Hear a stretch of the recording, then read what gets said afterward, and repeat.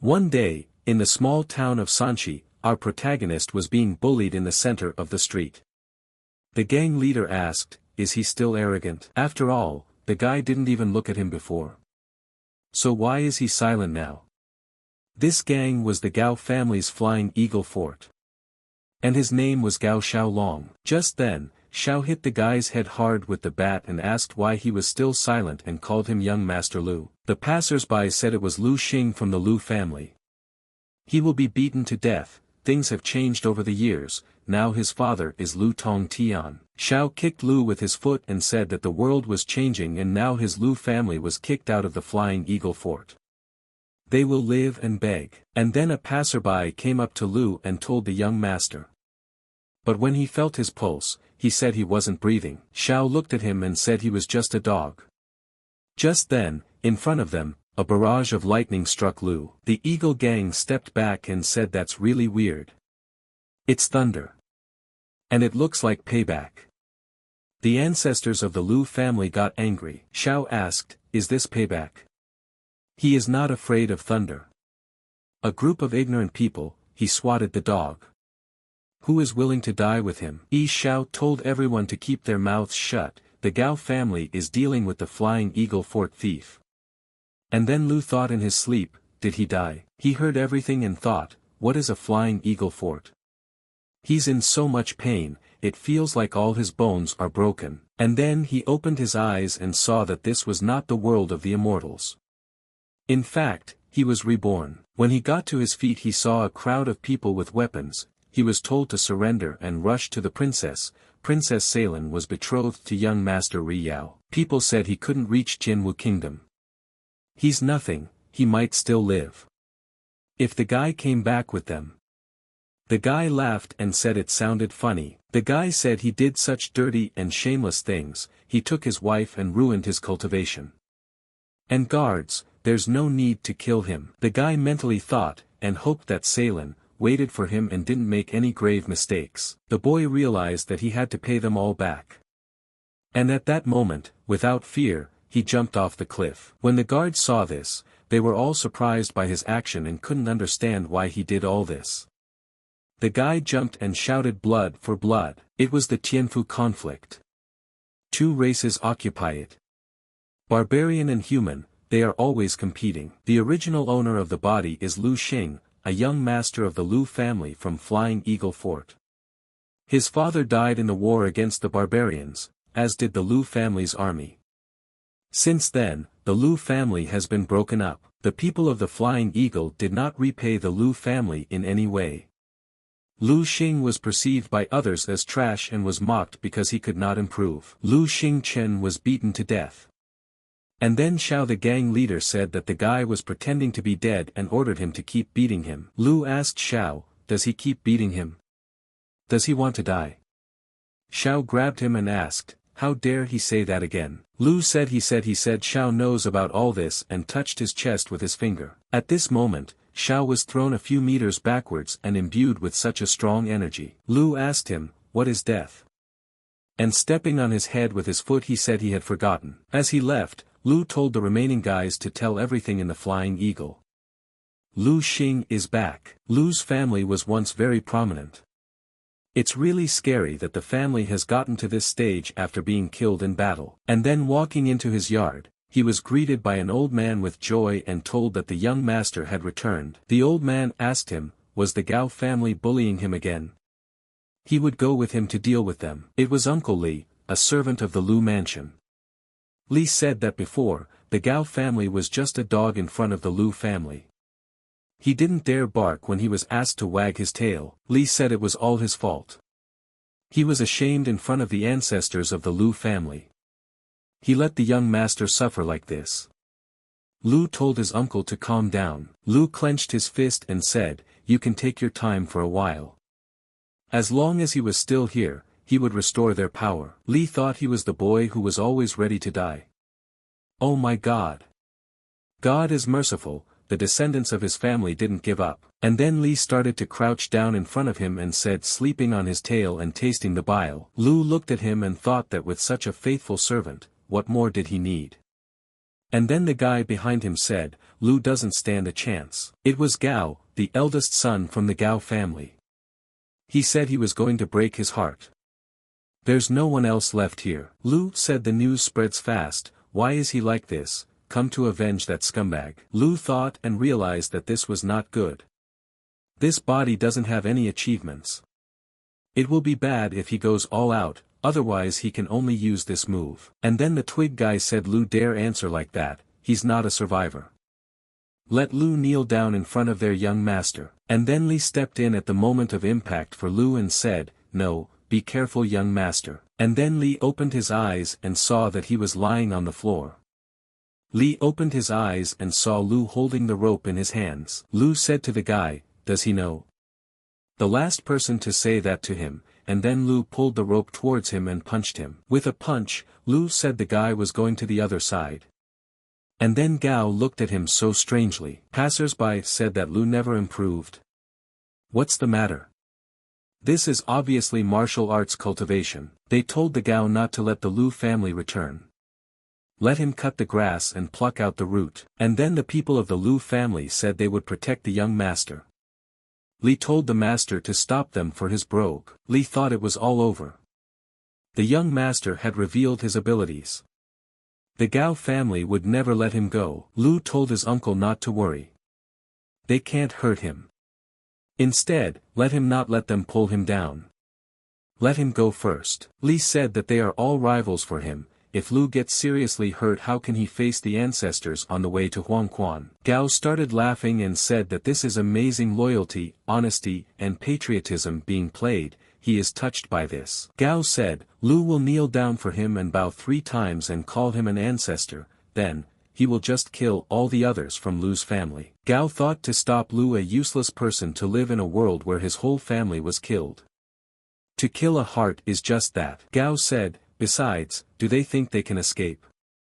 And then Li interceded and told him not to recant. Just then, Li started to slowly get on his knees. Lu saw this and told him not to do it. Lu couldn't let that happen, and launched his complex attack. And at that moment, Gao tried to dodge it. Gao thought, what's the matter? How did Lu become so strong? His cultivation is close to the 6th level of martial arts. Lu told Gao that since he's intimidating people step by step, he wants to kill and kill people, right? Lu became unrestrained and said that Gao was crushing and bullying people, let him not be blamed for being ruthless. And launched a crushing attack. Lu knew that this capturing the base was a secret skill in which abilities improved. He doesn't have much time, he must defeat it. Gao said, how does Lu think he can stand up to him to advance to the 6th level of martial arts? And then Gao said it was only his wish and attacked back. And they clashed in the middle of each other. Lu thought that Gao wished to be the first martial arts genius among the younger generation of the Flying Eagle Fort. But it's not that easy. Gao took the strength in his hands and said, pretty good. He might be given a chance to take revenge in the future. In order to avoid this situation, it would be better for him to die now. Lu thought it was a crazy python becoming a dragon from the Gao family. It is said that the highest level of this martial art is dragon strength. But Lu knew that this crazy Gao was a small snake. At this moment, Lu was waiting to launch a counterattack. Gao, seeing this, asked, how was this possible? How could he dispel his dragon breath with a single strike? And then Lu stood behind him and told him that it was very bad to be distracted during a fight, and immediately struck him with an uppercut. From Gao's collision, there was an explosion. And people said Gao was dead. He was beaten to death by Lu Xincheng. Lu told the guys to tell the old bastard of the Gao family that he killed both of his sons. He's waiting for him here to take revenge. Gao's men all scattered and went to their sect. As they ran away, they told Lu that they would hand everything over to the elder. Lu coughed and started spitting up blood. Li went over to him and asked if he was all right. Lu told Uncle Li that it's okay. He won't let Lu's family suffer anymore. Li said that he only needed to practice hard now, and when the daughter of the Wei family came back, they would get married. Then he would be able to continue living peacefully. Lu thought about the girl from the Wei family. Is this the Wei Shuang he met as a child? The body still has a residual memory. He remembered Wu telling brother Lu that the headdress he chose was the most beautiful, and in the moment, she was telling him to stay awake. She wants to watch him work out, have him get up quickly, and how she stood up for him, and told the guy not to say Bart Lu is scum, he's the best person in the world after all. She told him that her father was going to send her to Dynasty College. He wouldn't let her see him again, let Lu take care of herself, and now he thinks he's just trash and she has a unique talent. He has to find a way to improve. Everyone trains with spiritual power in the body, this can be divided into a large number of probes. He thought that jumping between realms should at least reach the Tiangong limit. And the strongest of the Tianfu realms is only 8 levels of the Shenlu limit. 3 days later, there was a meeting at Lu's house, where the first elder of Tan Manor was telling Lu to better give him a secret skill. The first White Tiger Hall elder Su didn't like this and said that everything White Tiger Hall gives them is real gold and silver. Now Lu thought that everyone knew he had unique skills. Several sects want to pull him to their side. The man told Lu that he was born in a Flying Eagle Fort. The Flying Eagle Fort is good for him. As long as he passes on the secret skill, he will allow the fort master to calm down the confrontation between him and Gao, and then their family can return to the Flying Eagle Fort. After all, he shouldn't forget his origin. And then Lu laughed at the words, about origins. Lu said that if he didn't have a secret skill, he should be beaten to death in the street. He wants to pull him over to his side, no shame. The man says Lu will get off the line. Lu said he was inviting him to watch the game. And then he was told to tell Lu to get the hell out right now. Lu said for everyone to see who would leave the line. And immediately pointed his finger at the man. And at that moment, Lu started poking around his body, which soon connected all the dots to improve himself. People were all surprised, for they saw that it was a 7th level of power, unrestrained thunder. How could it do that? Immediately Lu flew outside and said he had been waiting for him for a long time. And then the old man said that Lu had killed his loved ones. And he's gonna tear him to pieces. The old man unleashed a dragon attack, with scattering palm beams that turned into punches. Lu didn't attack and started to defend himself. Su told Lu that although his secret technique was good, however, he would not be able to defeat Gao Sr. He'll help him stop it. And let them betray this secret technique to Buaihu. The man stopped them and told them not to interfere in this fight. The man realized that Gao wouldn't stop. It's better to team up with him to kill Lu. He won't allow the secret technique to be handed over to anyone. Immediately, the man launched his attack at the men. At that moment, Lu stood still and defended himself from the old man's palms. Old man Gao said Lu thought he couldn't avenge them, and immediately attacked Lu in the chest. Lu couldn't anticipate this, and flew back a few meters with the speed of firelight. At this moment, there was a mother and daughter next to them, and they were very scared. And this was noticed by the old man Gao. Old man Gao couldn't take it anymore and punched the little girl. He told her to stop screaming. Lu heard this and saw how old man Gao treated these people, and decided to turn into a monster that surrounded his body. Lu didn't wait and got to his feet and attacked him instantly. The old man said it was a hallucination. Did he suddenly possess supernatural power? Lu attacked everyone and said they wanted his secret technique. But they won't wait, let them get the hell out. He told them to remember that he was Lu Xinchen, and anyone who dared to touch his Lu family would be punished. Uncle Li came into Lu's room and said here was his medicine. It's been a week now, and he still hasn't recovered. Lu looked at his napkin that was covered in blood and said it would be fine, don't let Li worry. He realized that in that fight, he had put too much strain on this weak body. It already had almost no chi in it, and he had only made it worse. A dragon can't grow in a puddle to save Ceylon, he must reach at least the Tiangong realm. He must become stronger. That same day, the young warrior and his old man were heading somewhere on their flying org. They finally arrived at the place. Qilian City Chief Wei said he was honored to receive the elder of the Mujuan family in his humble abode. The elder said he shouldn't be so polite.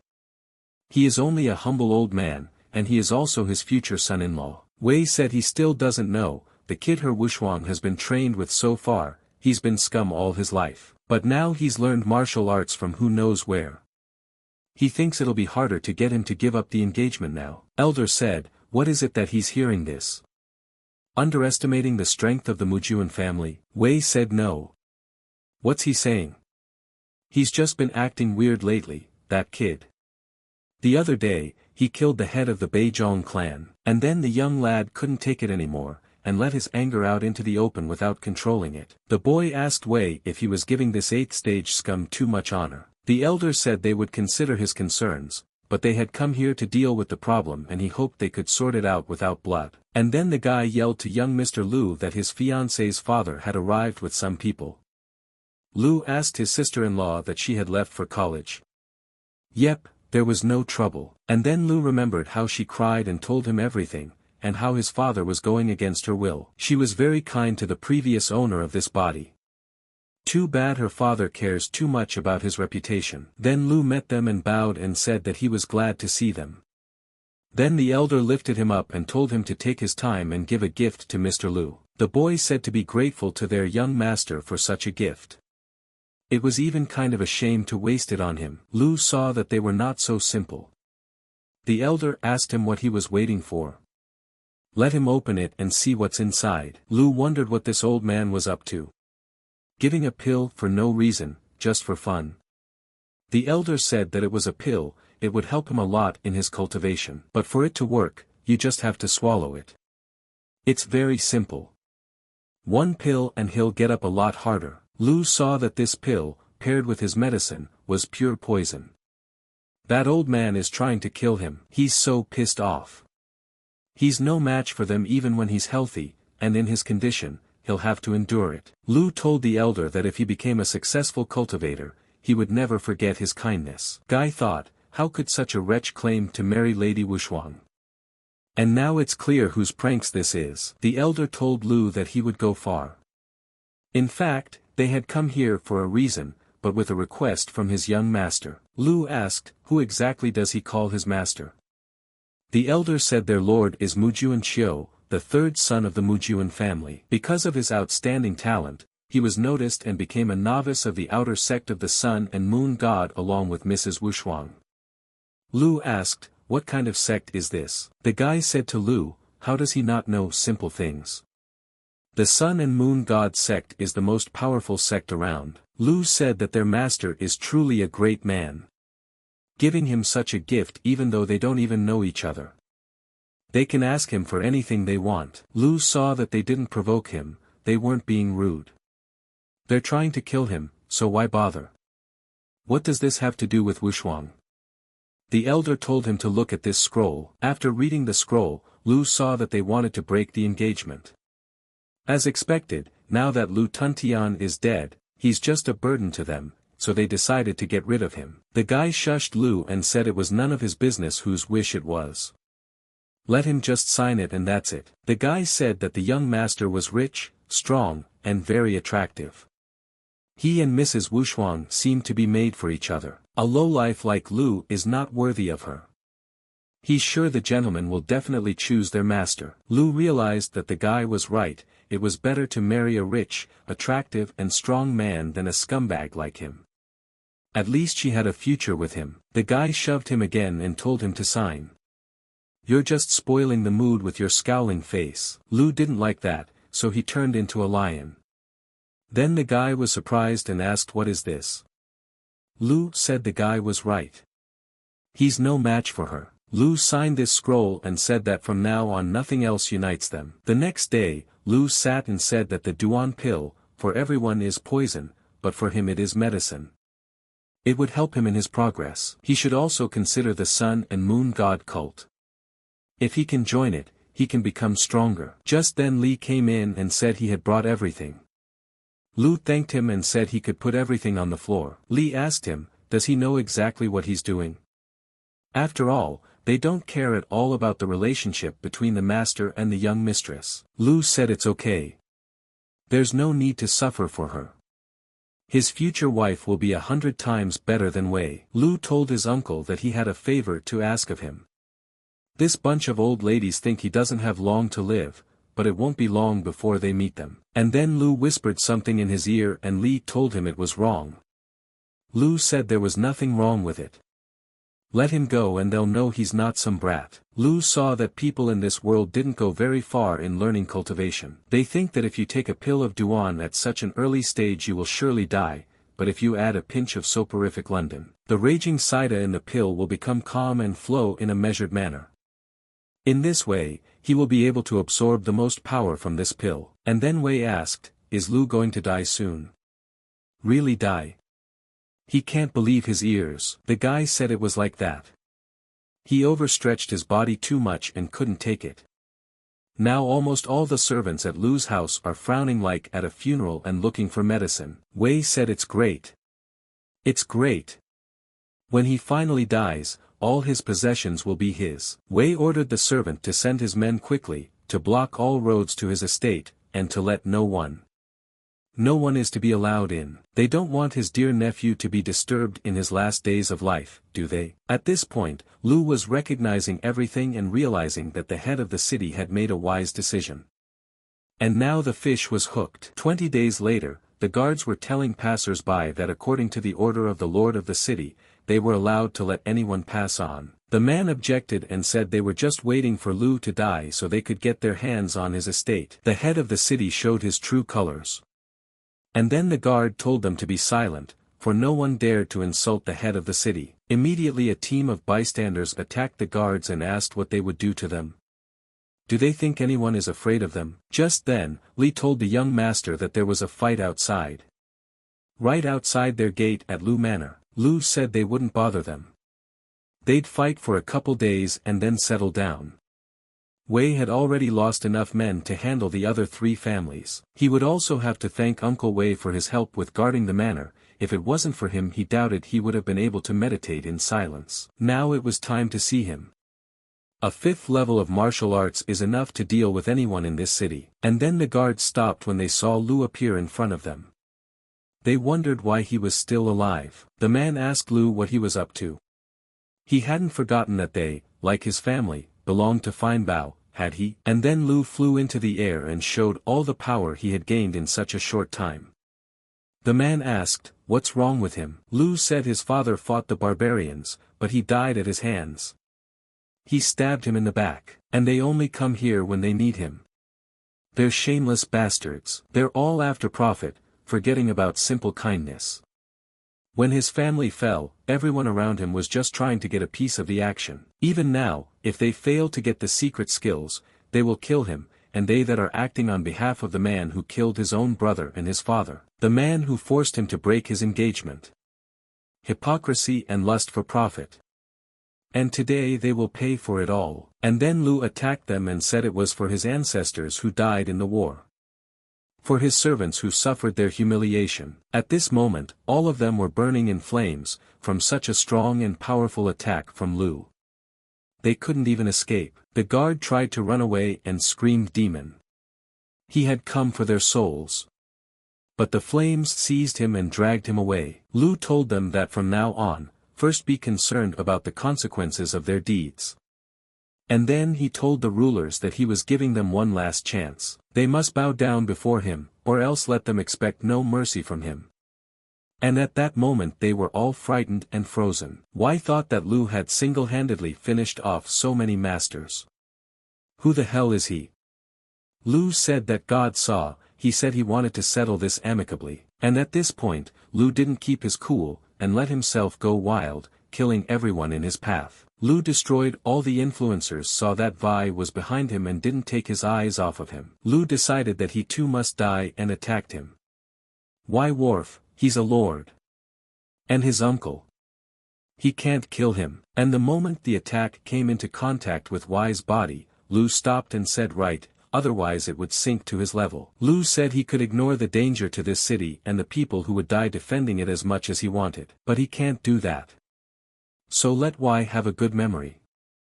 If he comes back and finds out that Wei, or anyone else in this town, mistreated his family, then the number of victims ceases to concern him and there won't be a living soul left in this city. The next day, Lu said that he had reached his maximum in this city, he couldn't develop any more here. In order to seize the great power of the universe, you will have to pay with your own life. But he had already mapped out his way to the Lujia, so it would be a smooth journey.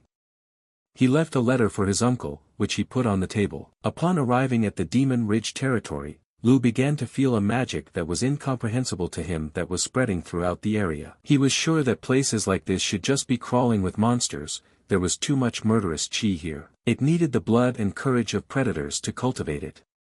And there's plenty of predators around here, anyway. Also, animals come out at night to hunt, so it's best to find a hiding place like this cave. And then someone told Lu that he'd be sitting on his pants until morning. Even if they do meet monsters, he, Lan Feng, will protect them both. What a self-righteous fools, to go to the Demon's Ridge at night is comparable to suicide.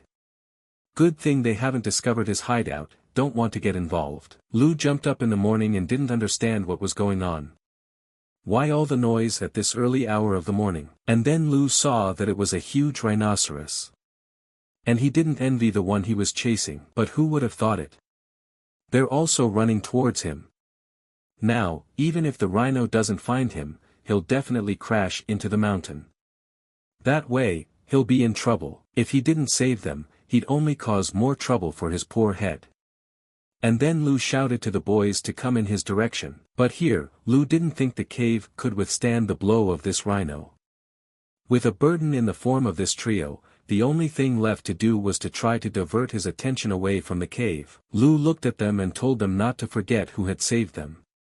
If they dared stab him in the back to save their skins, he promised them, he would die himself and take them with him. The guy said Lu was a little over the top.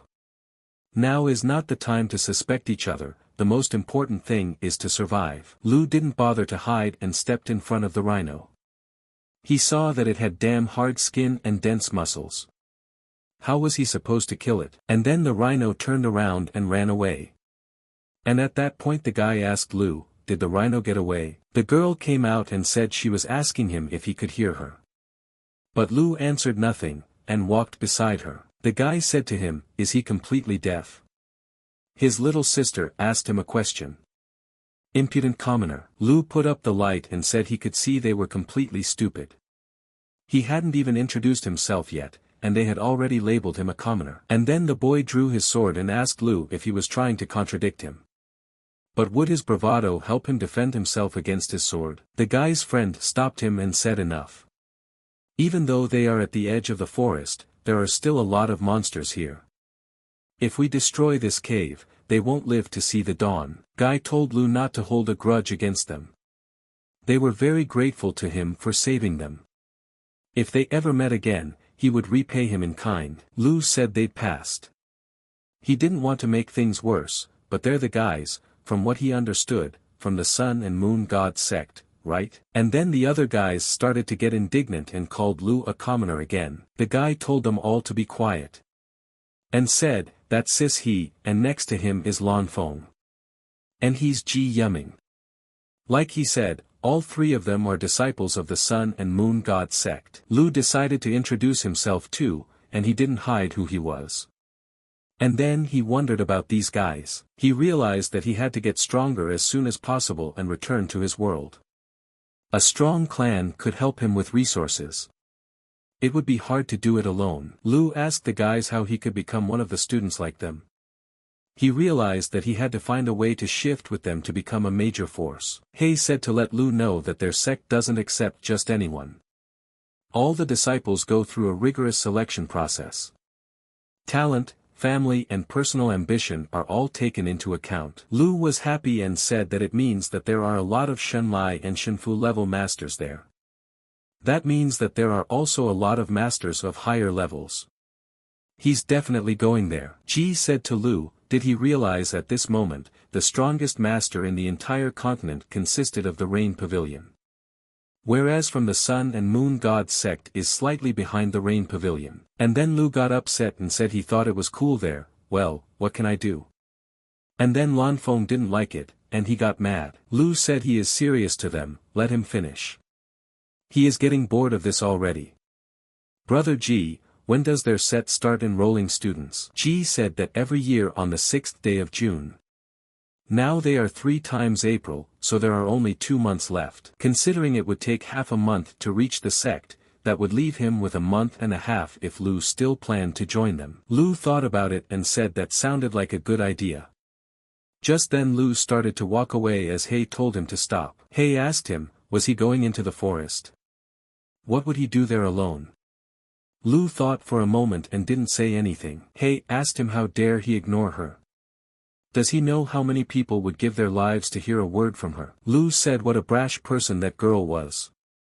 Lan Feng told his little sister not to waste her time on that kid and let him go wherever he wants. He said that the three of them are in a cult all year round and know next to nothing about surviving in the wild.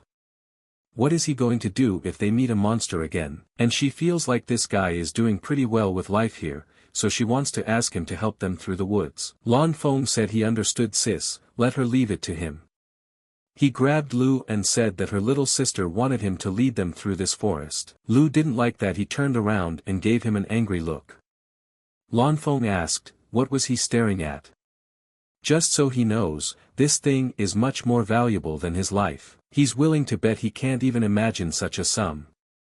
Will Lu lead them through the woods and he'll give it to him? Lu disobeyed him and knocked the ball out of his hands.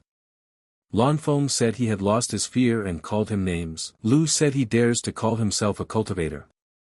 Calling material goods as treasures is ridiculous. As for the three of them, he's had enough.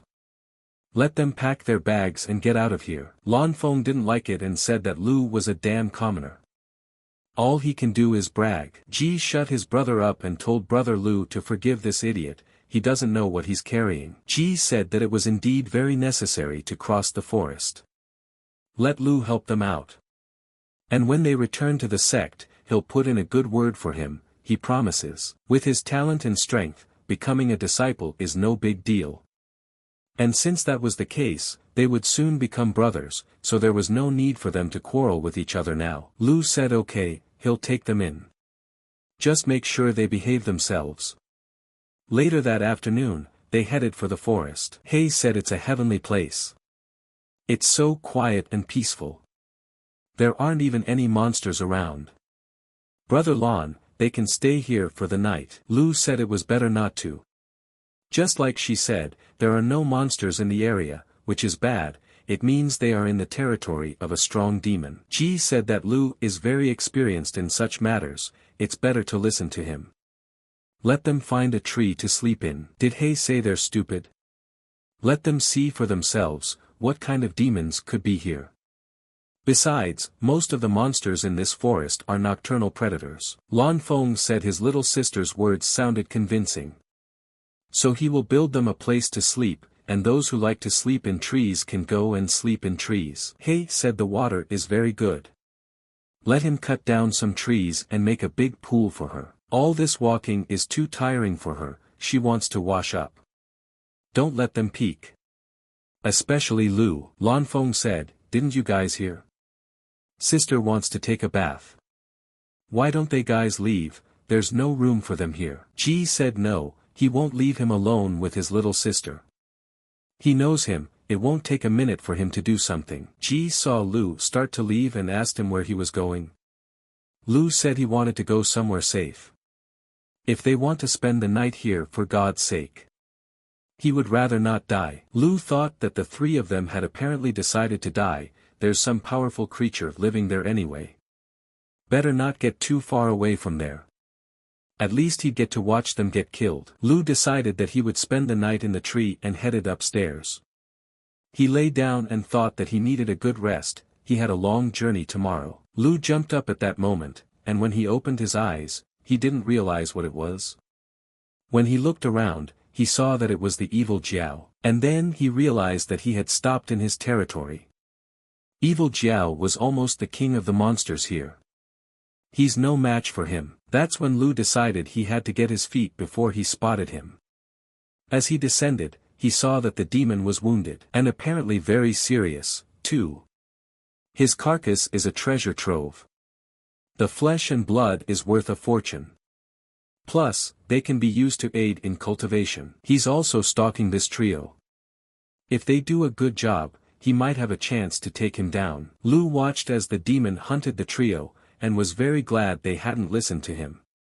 And now they were really suffering. Lan Feng tried his best to run away, but as soon as he saw the demon coming towards him, he grabbed He and pushed back towards the demon. He didn't realize what had happened and saw that she was lying on the ground. But when she opened her eyes wider, she saw a demon in front of her. Jia didn't stand on the sidelines, and fought with the demon, using his trump card. After blowing up the demon, he told the others to run away quickly. Jia said, he sacrifices himself for her and she runs away without even looking back. Turning back, it was too late as the demon devoured half of his body. Lu noticed this and thought, why is it that only the nastiest ones always survive? He thought they'd want to take all the valuable resources from the evil Jiao. They're a bunch of cowards. Lu didn't stand aside either and applied his fingers, for enhancement, and stood in front of the demon. The demon immediately attacked him. And Lu said it was just a small snake when he used the attack. Normally, it was not inherent in evil Jiao to attack those weaker than him, but now it was different, now he was injured. And through the dragon slime, Lu decided to attack. The dragon didn't expect this from Lu, and decided to run away. But Lu said he was too slow. So he used his trump card. Facing the trump card captured the dragon, and used the containment seal. Lu didn't hold back any further, and unleashed the trump cards that were meant for this dragon. During the flight, the cards turned into bombs and blew up the dragon. From which he died that day. Lu wasn't having any luck that night either, his body started to secrete blood, which made him start coughing it up. The dragon pretended to be dead the moment Lu was distracted, and turned around to see its maw. Lu did not resist, and found himself inside the dragon's mouth. After that, he dragged him into the water. That evening, he stood by the lakeside and thought about what had happened, how Jia had saved her by sacrificing himself. She asked her brother what they should do now. Lan Feng said they had to go back to the sect themselves and report everything. They can't find the damn house on their own. They'd better go back, or they'll die here too. He said that she agreed with him, but we should bury the elder brother first so that the sect would definitely not discover the body when they said that the evil dragon had finished him off. After all, it wasn't their fault that he decided to go dragon food, but the sect was certainly better off not knowing that. At this time, Lu was still in the dragon's mouth. And sewing him back in his place, the dragon marveled at Lu's strength, and how he was able to get out of his body. Lu didn't think much of it, and burned his body alive from the inside out.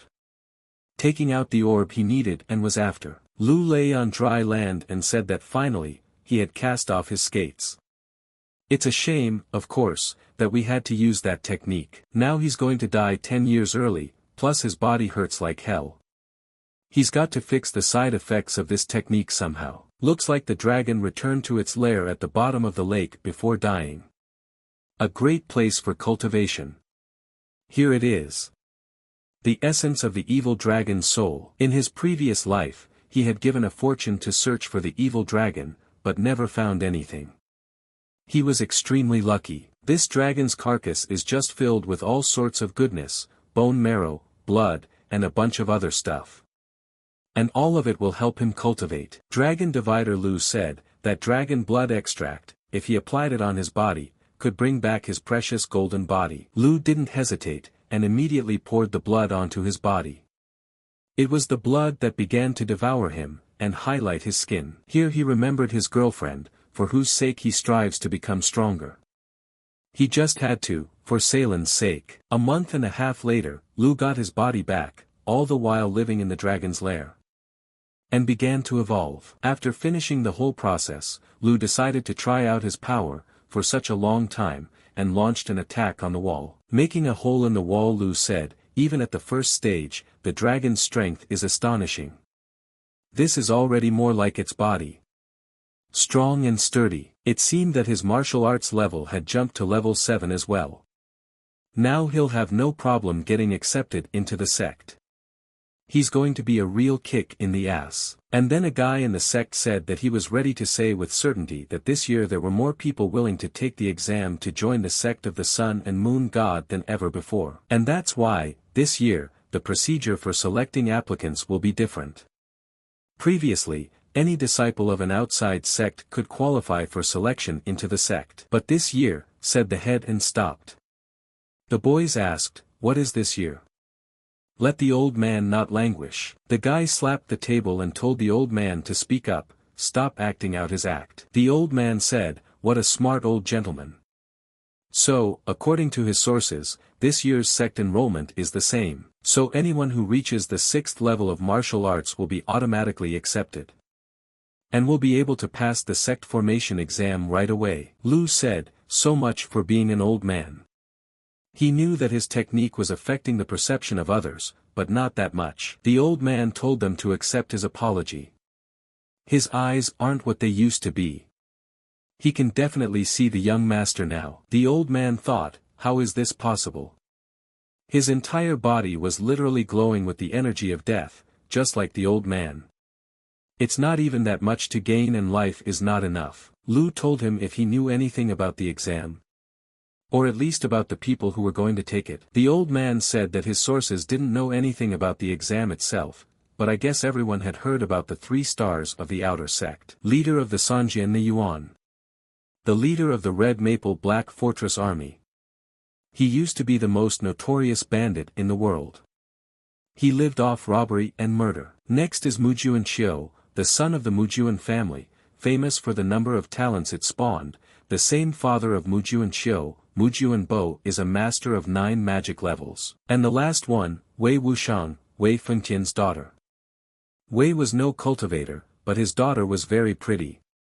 One of the most beautiful girls in the entire sect. She was only 18 now, but she had already made good progress in cultivation, and he had also heard that she was in a relationship with Muyan Qiu. And then Lu thought he wasn't interested in them. He only had Salen in his heart. If they were to meet at the exam, he wouldn't feel sorry for her. The guy told Lu that he was asking too many questions, already starting to question whether to take the exam. And rightly so, with his frail body, he's hardly fit to fight. The sect of the Sun and Moon God doesn't accept just anyone. It's better for him to surrender right away. And then everyone started laughing at Lu and saying that he was really going to sit for the exam. Lu said who's got what hurts, as they say. His body is none of their business. Even if he doesn't have a chance in the exam, do they think he's out of their league? The guy says he's got it in his teeth. Comparing them to him is like comparing a beetle to a lion. He's a strong and healthy man. And he's no equal. The guy couldn't stand it and started laughing at him and said he was a fool. He didn't understand what he said at all. The guy said that the show-off is bullying him about his body because he's self-complexed about his own. Did he really not get that? And then the show-off dude pulled out his sword and said Lu was a punk and he'd kill him on the spot. Lu just looked at him, and the guy stopped at the sight of him. The guy lowered his sword and told him to live for now, brat. They'll see how far he can go in the exam. Lu realized that he should no longer use the base grabbing technique. The only things left were the Ranwan technique and the puppet technique. On this day, Wei was saying to Mujuan, how dare he send you on, this thug, to Lu Xingchen. She only wanted to break the engagement, not finish him off. Mujuan said not to get so mad, sis. Her father agreed with everything. He's just a kid. His death isn't worth anything, nor is it worth ruining their relationship. 3 days later, Lu worked very hard and finally wiped off the sweat and said he was done. Even though it's small, this iron puppet is enough to pass the selection for such a small sect. If you think about it that way, not only gold and silver dolls, but cast iron dolls are not bad for improvements. But he's still too weak for that. So he decided to add some clothes to disguise her. On this day, there were so many people gathered for the sect selection and there was a huge line to enter the sect. Lu came in and was surprised by the queue. In terms of size, this sect wasn't comparable to his past sect. But for the Tianfu continent, still not bad. He would have to be patient. 4 hours later, the line was still not ending, and Lu had been standing in the sun the whole time, toasting himself. When he saw the end of the line, he said, I can't believe he waited. And then the elder said, next. The elder told the guy that it was a crystal to test for potential. By starting to glow with one of the colors, it showed if it had cultivation potential. The color green, blue, purple, black and gold, the disciple is accepted. Usually, people have blue or green color, anything above blue is the highest level. And then the guy's crystal lit up green, and the guy was glad he passed the test. The elder said Ji Ming, right? So he passes on. Ji said don't. First, he wants to see how the brat behind him will cope. The elder told Lu that he had performed well against the others. But he was using the secret art, which meant he had a couple of years to live. Taking him on as an apprentice is pointless, so, that's where they'll end their apprentice recruitment. The rest of the guys got upset and started to leave, saying that next year they should come early. Jing started laughing and said Lu was a brat. Bad luck, so bad luck. He's already knee-deep in the grave, so let him go home to save money for the funeral. Lu didn't give up and ran, telling the elder that he wanted to take the test right now. The old man attacked him, and injured Lu. He said the old man was very strong. No weaker than a sea god, but he's a member of the sect, so he's one of the bigwigs. If he hits him, he won't get away alive. We'll have to grease him up a bit. Lu apologized to him and told him he wasn't from around here. So doesn't know who he is, but still sees that he's a great man. The elder said he was the seventh sunman. Now he knows who he is, so get lost. He saw that Lu had a pretty good tongue. Lu said that if he left now, it wasn't him who missed his chance to get into the sect, but the sect missed the chance to accept him. The elder asked, what is he talking about? Lu said he was a genius for being born once every 100 years. And then the elder was surprised and said nothing. The guys all started laughing and saying Lu's a redneck who doesn't know what he's talking about. Calling himself a once-in-100 years genius. The elder asked Lu if he was joking with him. The only people who dare to call themselves geniuses are those to whom the crystal showed a color higher than purple. You can only count them on the fingers of your hand in the whole sect. Is Lu saying he's one of them? Lu said to give him a taste and they'd find out. The elder thought the guy was talking such nonsense in front of a bunch of people. He's either a genius or he's so crazy that there's no turning back. Either way, it's worth a try, and if it doesn't work out, at least you'll have a laugh. The elder said he'd give him a chance. If he fails, he can never come back here again. He won't even be seen on the sect's doorstep. Lu placed his hand on the crystal and said that he and the elder had reached an agreement. The crystal showed a blue color and the elder said that Lu could become a disciple of the outer sect. But he has a couple of years to live, so you'd better leave. And then Lu wasn't done at this point, and the elder saw that the color continued to change. He ended up going gold. The elder said he really is a genius, my goodness. What a waste of talent. If he had only come here before he used secret arts, he would definitely become one of the sect's top disciples. The bully stood and watched too, and marveled that this brat had actually become a genius. Lu said that since he was a genius after all, could he ask to be given a chance? If not, that's okay. I'm sure there are still plenty of places in the world where he would be welcome. The elder said well, but let him take note, he won't help him. Tomorrow, there will be a competition between the disciples of the outer and inner sects. If the elders like him, he can become a disciple of the inner sect. Otherwise, he'll stay in the outer sect. Lu didn't refuse and proudly said that he would participate. The day of the sect entrance exam had arrived. The elder said that during today's exam, 10 potential inner sect disciples would be selected. The elder will also be based on the grades of each of the applicants. There are 9 arenas at the foot of the mountain. Tomorrow morning, the qualifying fights will be held there. Standing in line, Lu noticed Wayi standing in front of her. And Wayi noticed him too, and looked at him. Wayi thought about it for a moment and felt uncomfortable. The elder said that perhaps that was all the rules, and now they could go to rest. And then an elder told everyone to stand and asked if there was Lu Xincheng in the arena. Lu turned around and greeted the elders. Wayi said it's nonsense. He can't be Lu Xincheng. He's just trash, incapable of cultivation. And he had different hair. Wayi told the elder that it's not Lu. It's an imposter who decided to take his place to infiltrate the sect. The elder asked Lu who he was and why he was trying to infiltrate the sect. Let him answer or he'll be dead. Lu said that this is very heartless, Mrs. Wushuang. He and she are former bride and groom, but they haven't seen each other for years. And in order to start a relationship with another man, she not only decided to poison him, but now she's trying to expel him from the cult. Couldn't she just say what she's really trying to accomplish already? The elder told Wayi to try to explain herself. Lu said there was nothing to explain. Her sister-in-law fell in love with someone else and wanted to break their engagement. She sent her goons to him. He of course acted like a man, agreed to the deal, and they gave him a pill of Dayun. He's a simple guy, born in the middle of nowhere. He's never seen such things in his life. He took a pill and almost died, but he was lucky. His dead father had left behind a special technique for surviving on the brink of death. The price, of course, was his life. The elder said, 2 rats. They ruined such a talent. There's no forgiveness for that. Wayi said, there's no such thing. He's nothing but trash. Trash.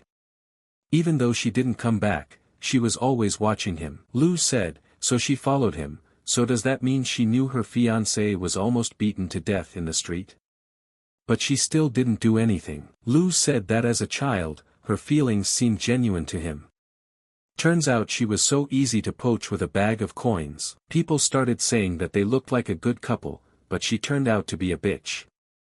They thought she was a goddess, but she turned out to be a bitch. Wayi started crying and told them all to insult her. She had them all memorized. She had cultivated so hard, practicing martial arts all day long.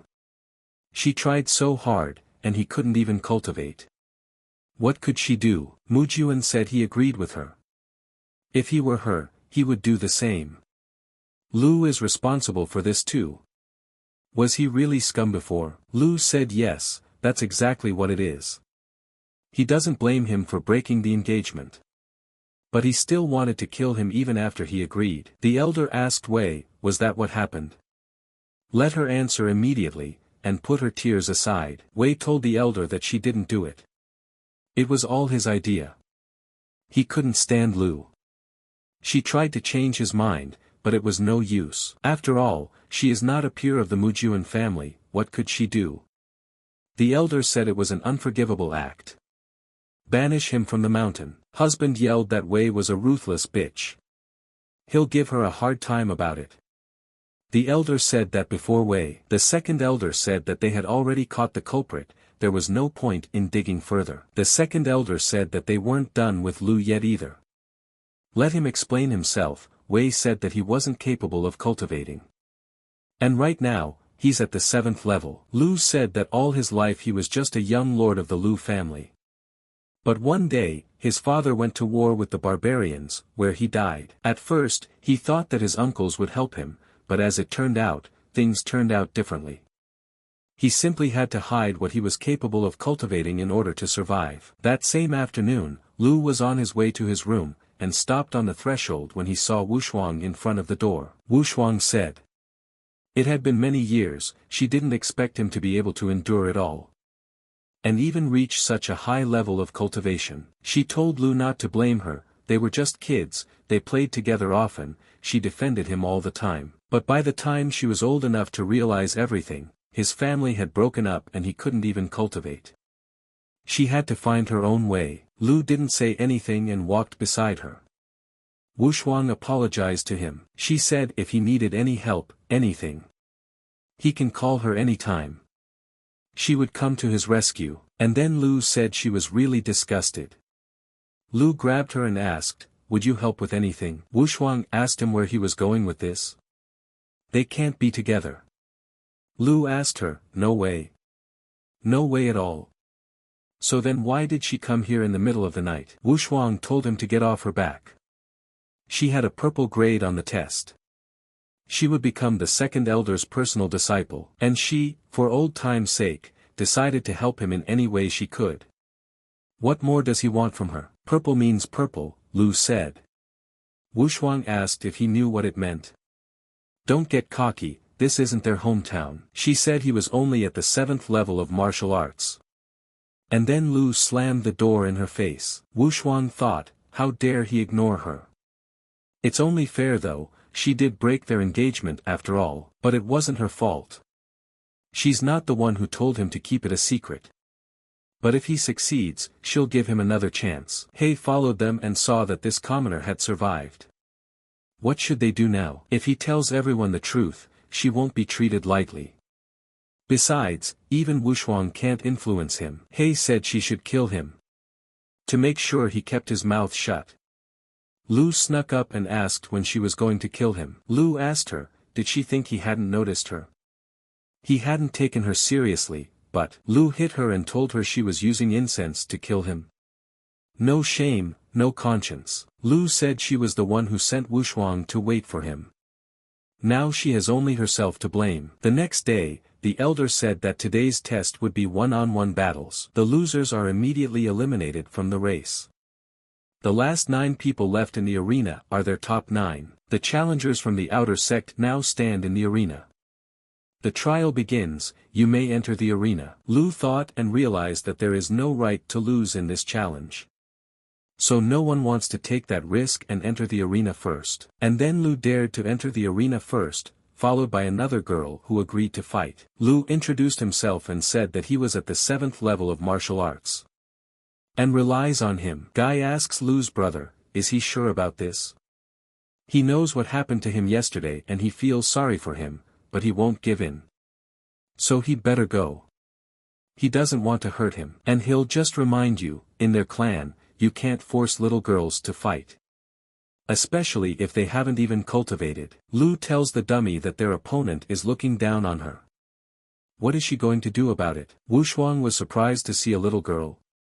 Why did he bring the child into the arena? The girl immediately started attacking the guy. The boy told the elder that he didn't want to fight the child, and Lu's not fighting alone. This is a violation of the rules. And then he didn't realize what had happened, he couldn't move. A paralysis spell. The girl made a devastating attack, and defeated this guy with one punch. And hats off to everyone. The elder said that Lu used the puppet technique to win. It's all according to the rules. Lu wins the fight. Wushuang was surprised that Lu could control puppets. But how did he achieve it? Ji shouted from the arena that Lu was just a punk with a few tricks. What are they so afraid of? He needs strength to control a puppet too. He won't defeat them all, so let them all go and exhaust him. And when he becomes a disciple of the inner sect, already rest assured, he won't beat them all up. Lu said Ji is smart, but does he know how Lu treats those who get in his way? They would be better off if they didn't find out. Ji told them not to hesitate. Don't listen to that jerk, he's just bluffing. And then his opponent stood in front of him and told them to start fighting. Lu didn't wait and immediately attacked him. After half an hour, he had defeated everyone. He realized that although he could take out any outer sect disciple, it was still difficult to stand against the crowd. The others only had 2 or 3 fights, while he was already on his 10th. If he does nothing, he might actually lose. And then Lu saw a guy in the crowd and told Ji that he wouldn't have long to laugh. And at that moment, he was attacked with a sword. Lu pulled his trump cards into the fray and thought, how much bloodlust does he have in him? Letting his cards into the battle, he blasted his opponent into forgiveness. And he let his puppet into the fray. The puppet went deep into the flames and began to finish off the enemy, from which more flames increased. The puppet had no mercy on anyone, and coming out of the smoke, she was completely intact, but her hands were bloody. And then the girl from the arena said that someone had died and passed out. The elder asked what had happened. Lu apologized and told the elder that he had fought a lot, that he was exhausted and accidentally lost control of the puppet. Because of that, his opponent died. From now on, he would try not to let that happen. But if he really can't control her, then let them not blame him after all, that's what they're after. Lu bowed and apologized to his brother.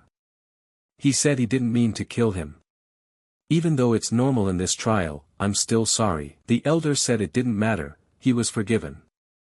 Lu told the elder that from now on, he would be more careful. Lu could see that the elder was not a foolish man and could see what was going on here, but he couldn't say anything. Lu asked Jimin if he wanted to give it a try. Seriously, he seems to be the only worthy opponent here. Although his cultivation is weaker, he's very cunning. He can do it.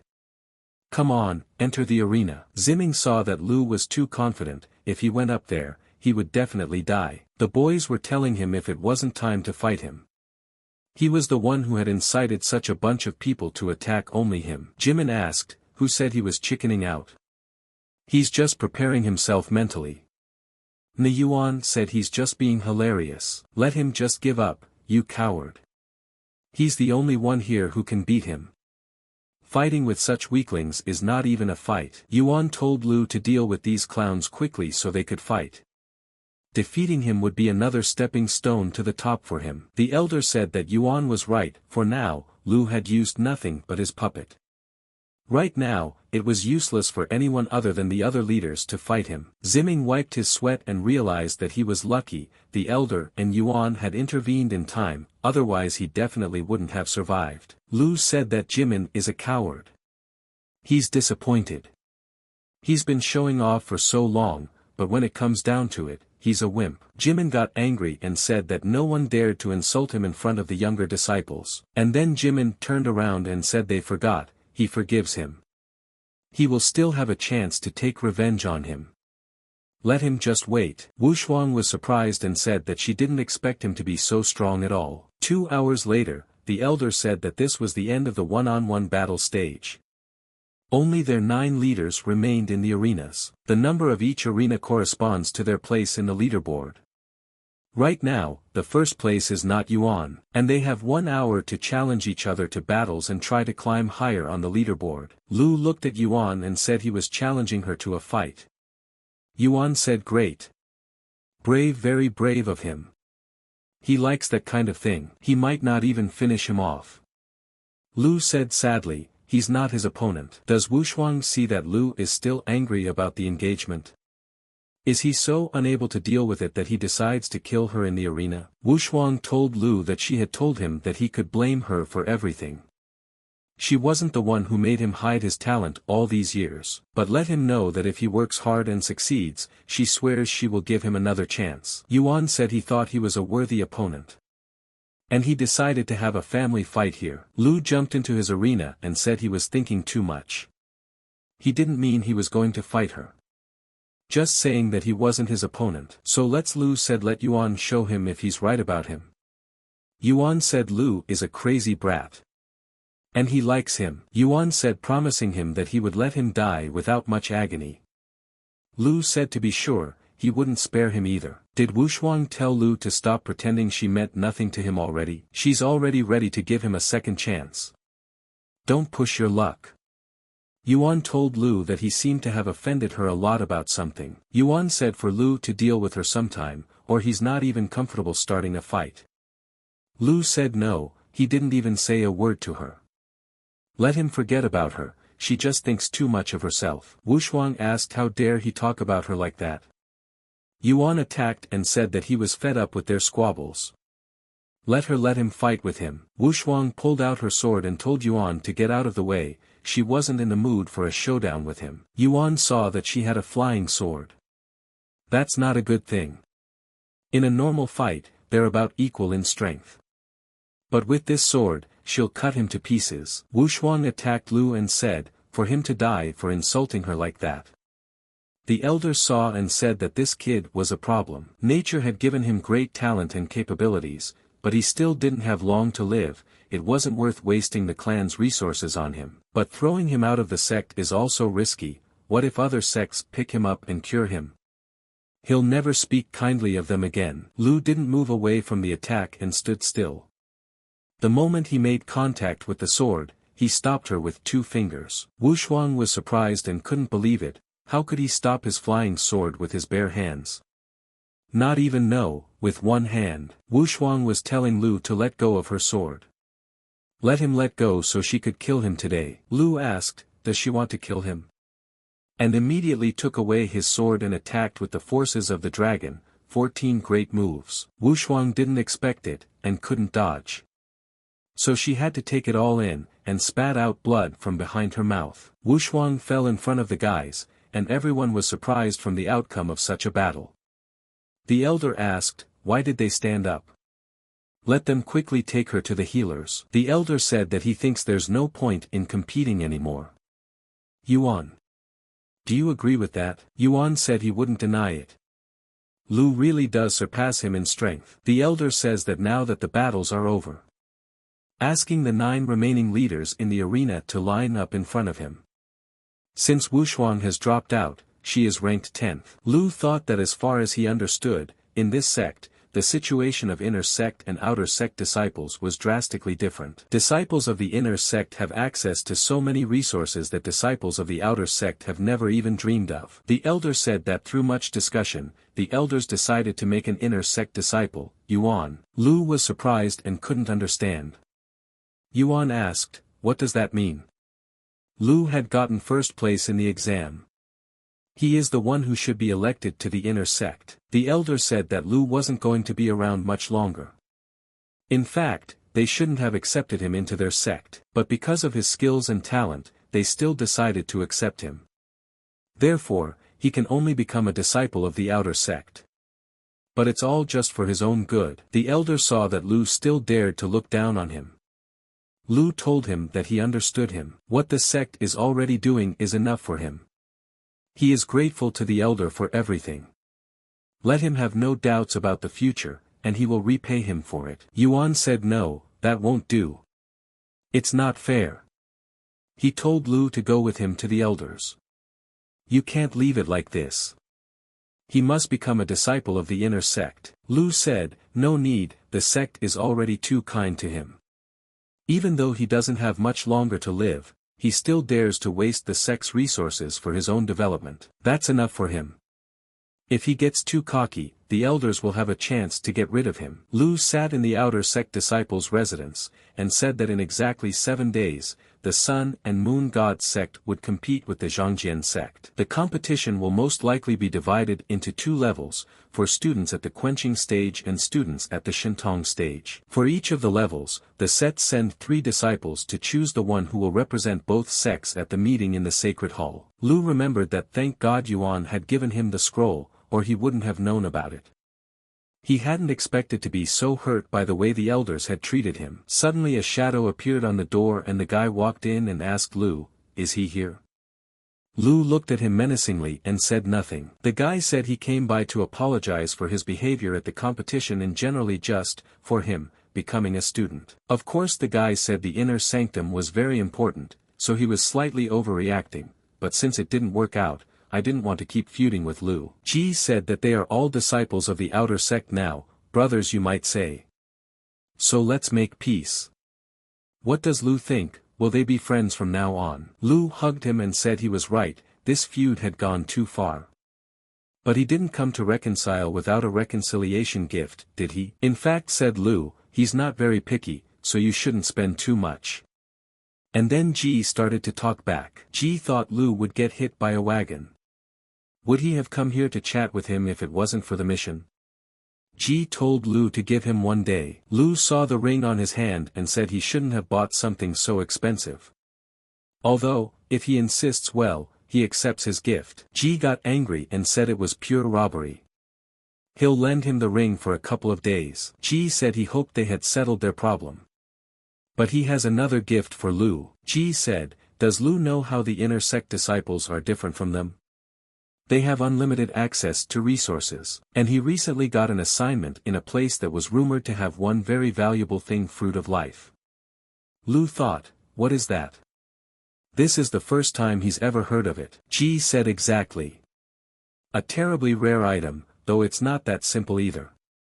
For it to really work, it has to be used as an ingredient for a pill. Lu asked him, is he not lying? Then it really is a great gift.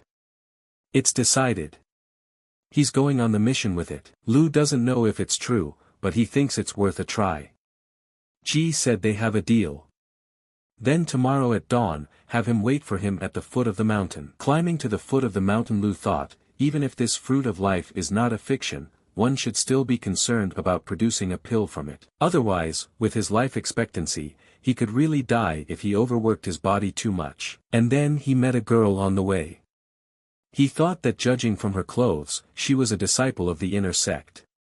What's she doing here? Just then the girl reached out her hand and stopped him. Lu asked her why she wouldn't let him pass. Big sister. Even if she hasn't had a man for so long that she has her eye on him, he, with his weak body, is still unable to satisfy her. The girl told the guy not to talk nonsense. Lu said then he apologizes. big sister is so gorgeous that he simply doesn't deserve her. The girl thought and couldn't help herself and called his name, saying that Lu was just a creep. Lu told his sister that they didn't know each other. Then why is she calling him a creep? The girl said, and what only Wushuang found in him. She is the elder sister of the Wayi sect, Gao Shiqi. Although he was very rude to Wushuang recently, but she forgave him. Gao said, and yet Wushuang asked her to find out why Lu was so cruel to her. Lu asked, why did he get violent? Sister, she herself knows how it was, right? Wushuang and Muyun developed feelings for each other and broke their engagement. Moreover, she was the one who initiated the termination of their engagement, he just didn't oppose it. Gao said he was just being picky. She just made a mistake, everyone makes a mistake sometime. But Wushuang is a kind girl and decided to give him another chance to get their relationship back. Lu told her to marry her herself, leave him alone. I'm sick of it, for God's sake. Gao said he's only a 7th level martial arts brat. Don't let him disrespect the elders. And immediately attacked him. Lu sensed this and also attacked in return. He defeated Gao with a single attack without resisting. Gao fell to her knees and told Lu that she wouldn't leave it like that. She wants to play sneaky. Fine. If she doesn't get Brother Tao to deal with him, she'll renounce the title of inner sect disciple. The next day, Lu arrived at the site and said he would consider the mission he had prepared for. He thinks that with a salve of their cartilage and the scales of that dragon, the journey will go smoothly. And then Lu noticed the girl he had offended. Gao told Brother Tao that he should teach him a lesson for his sneak attack yesterday. Lu asked Ji, was he the one who called the outsiders? But apparently it wasn't too smooth. Tao asked Lu who was he calling an outsider. Lu said they weren't talking to him, so keep quiet.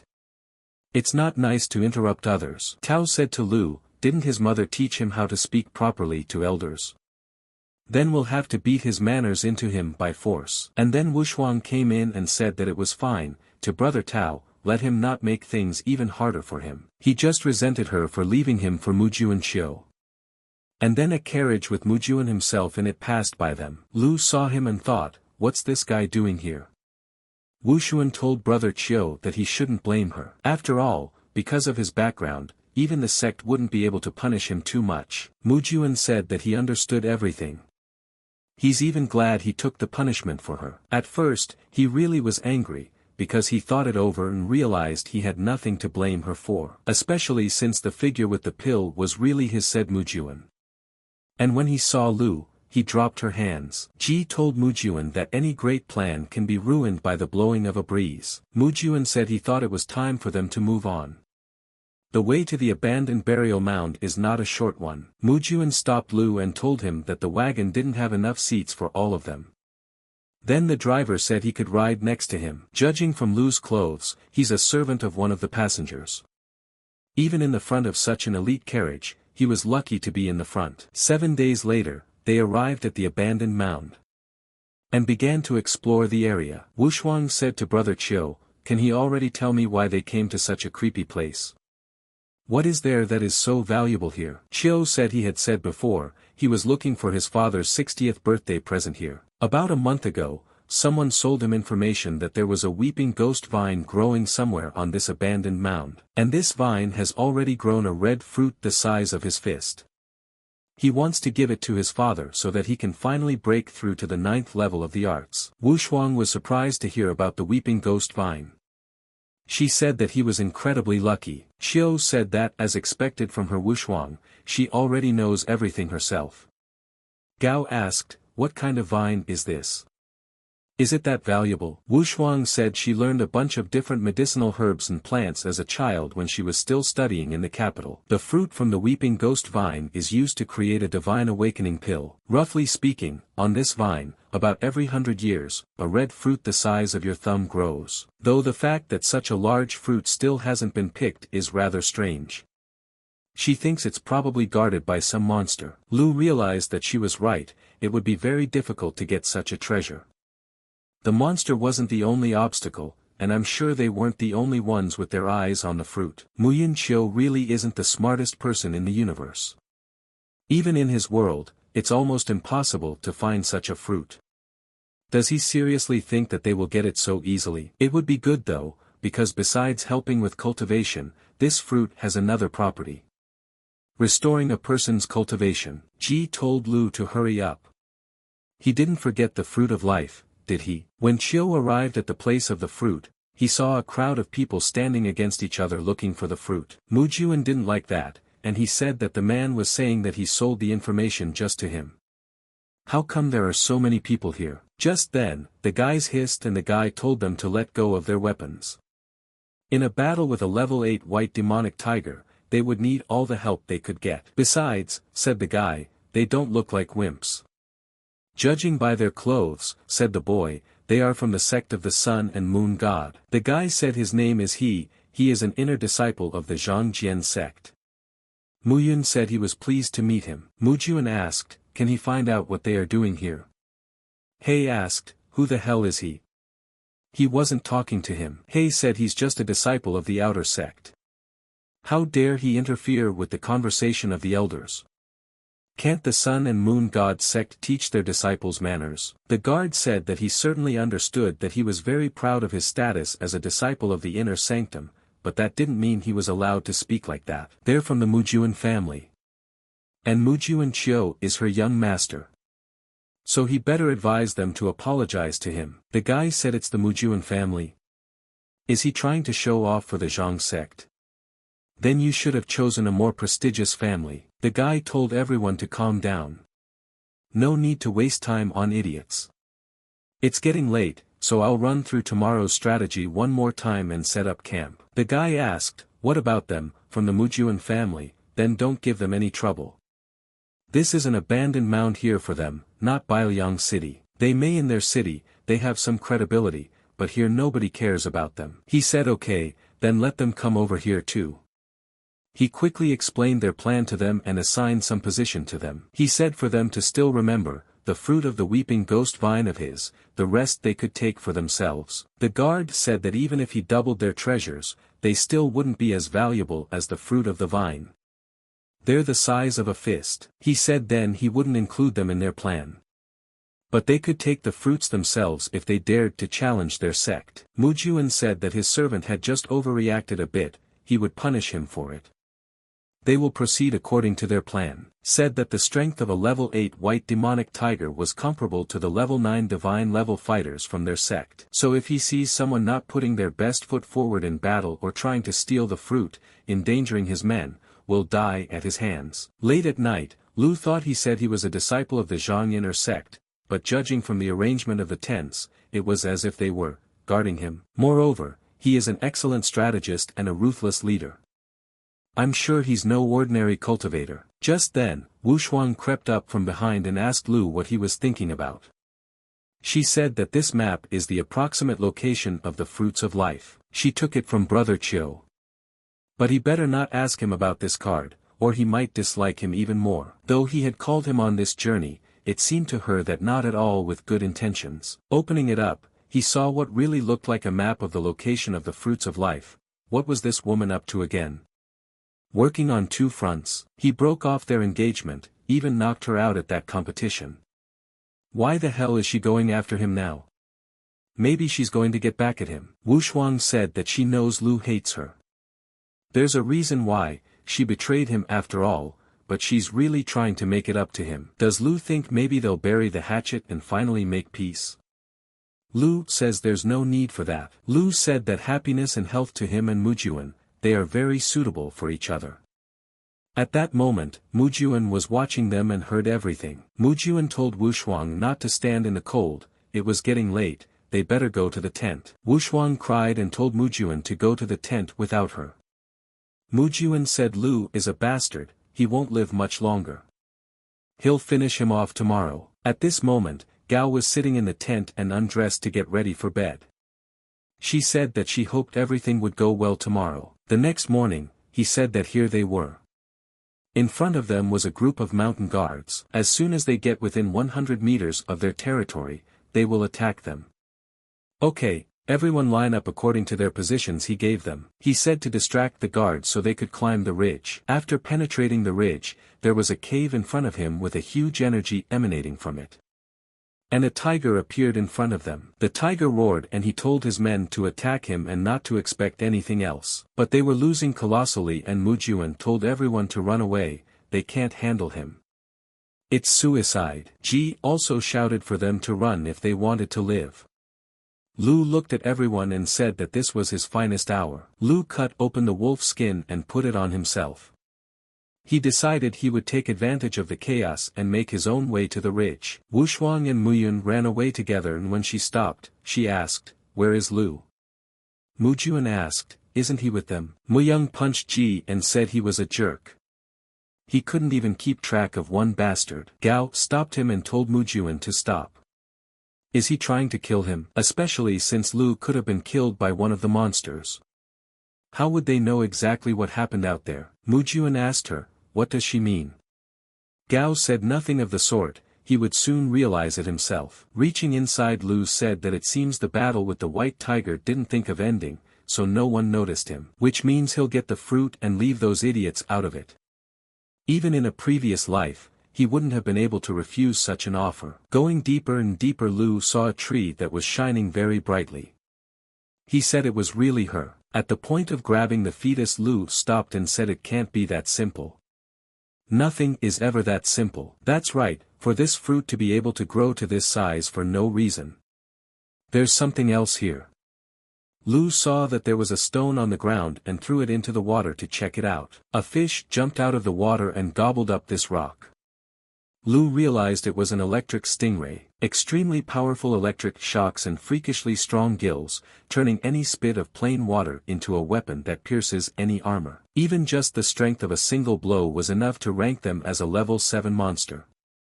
He definitely can't handle it alone. Lu came up with the idea and said that he was originally saving these bottles for Mujuan and his company. The liquid in one would make the victim's entire body go limp, and the other would make her very aroused.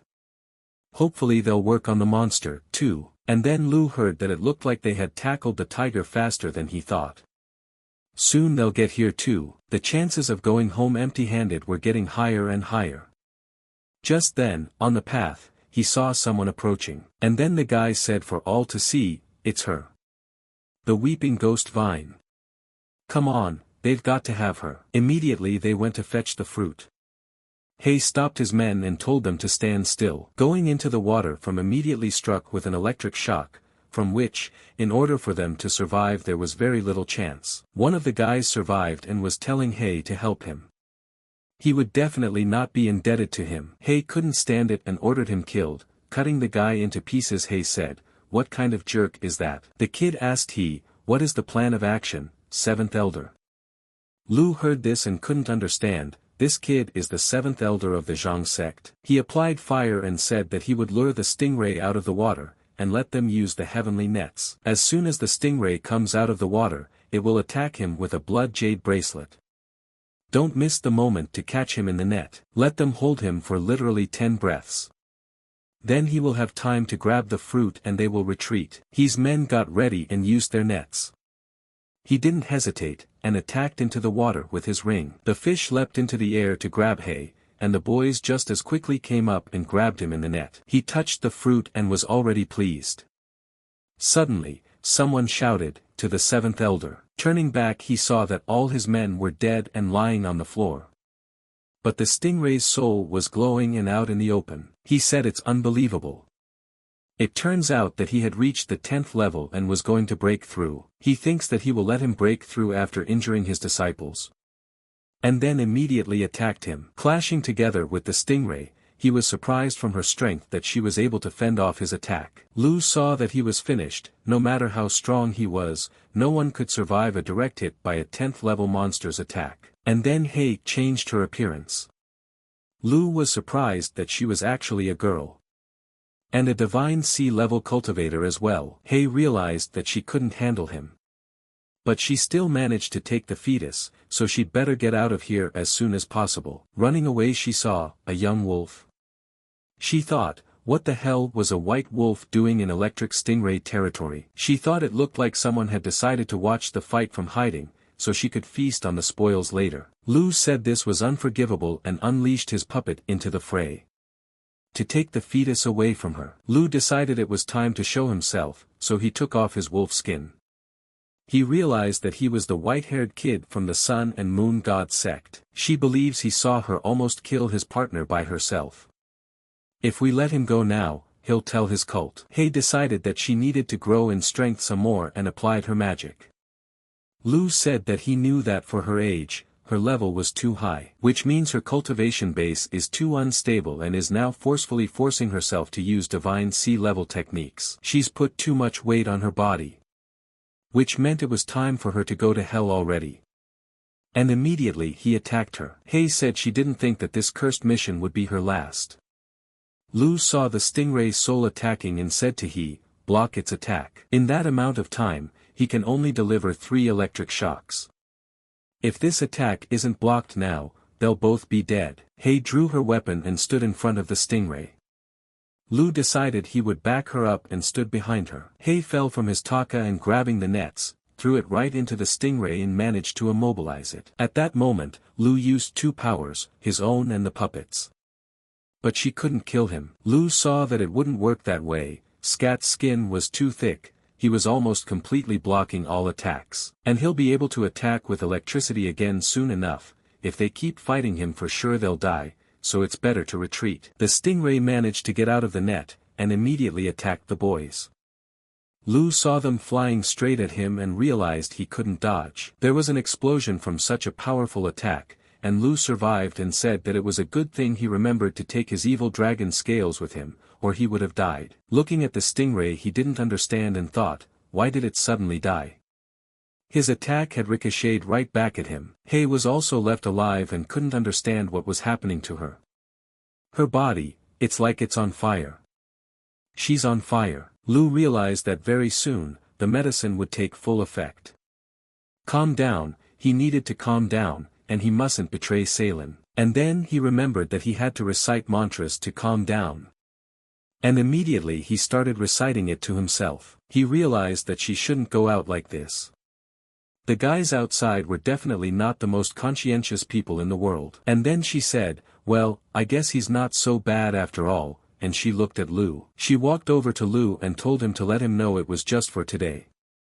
He can do whatever he wants with her. Putting her on the bed, they made love. And 2 hours later they were lying together asleep. He woke up before Lu and used her ring magic. And decided to take his clothes and run away. She said she knew she was taking a big risk letting him go, but if she said one word to anyone about today, she'd rip him to shreds. And let him not try to seek her out. They live in completely different circles, so their relationship is not going to lead to anything good. Here, it's a revitalization pill, she said. It's made from the life extension pill. It will prolong his life, strengthen his cultivation base, and increase his strength. Lu was awake at this time and heard everything. When he got up he said he was ready to kill her. He didn't think she would let him go so easily. Taking the pill he said that as far as he knew, this pill was much stronger than a simple life extension pill. Lu Xinqing meditated and thought about the fact that it had been about 5 days since he had returned to the sect. He Zhejian wasn't so bad after all. As promised, she handed out trophies to all the participants, taking only a fruit about herself. And he, since he was able to get away from Mujuan Xiu's group, hurriedly returned to the sect. In order not to arouse any suspicion, took the pill right in front of Niyuan. As expected, the guy was able to recover his lifespan. And, since things had worked out so well, he could still make it to the intersect competition. Suddenly, the guy heard someone open the door with his foot and started yelling at him to get out of his hole. Turns out it was Gao Shiqi. The girl yelled for him to confess what he did to Tao's brother. Lu Xinqing asked, what could he have done to him? The guy hadn't seen him since the hike. They'd better know where he is and what's wrong with him. What's he got to do with it? You'd think the kid didn't do anything to anyone but him, wouldn't you? Walking up to him, Wei Wuxiang asked with joy in her eyes, did he really recover? Everyone froze in anticipation, for they didn't know what else to say.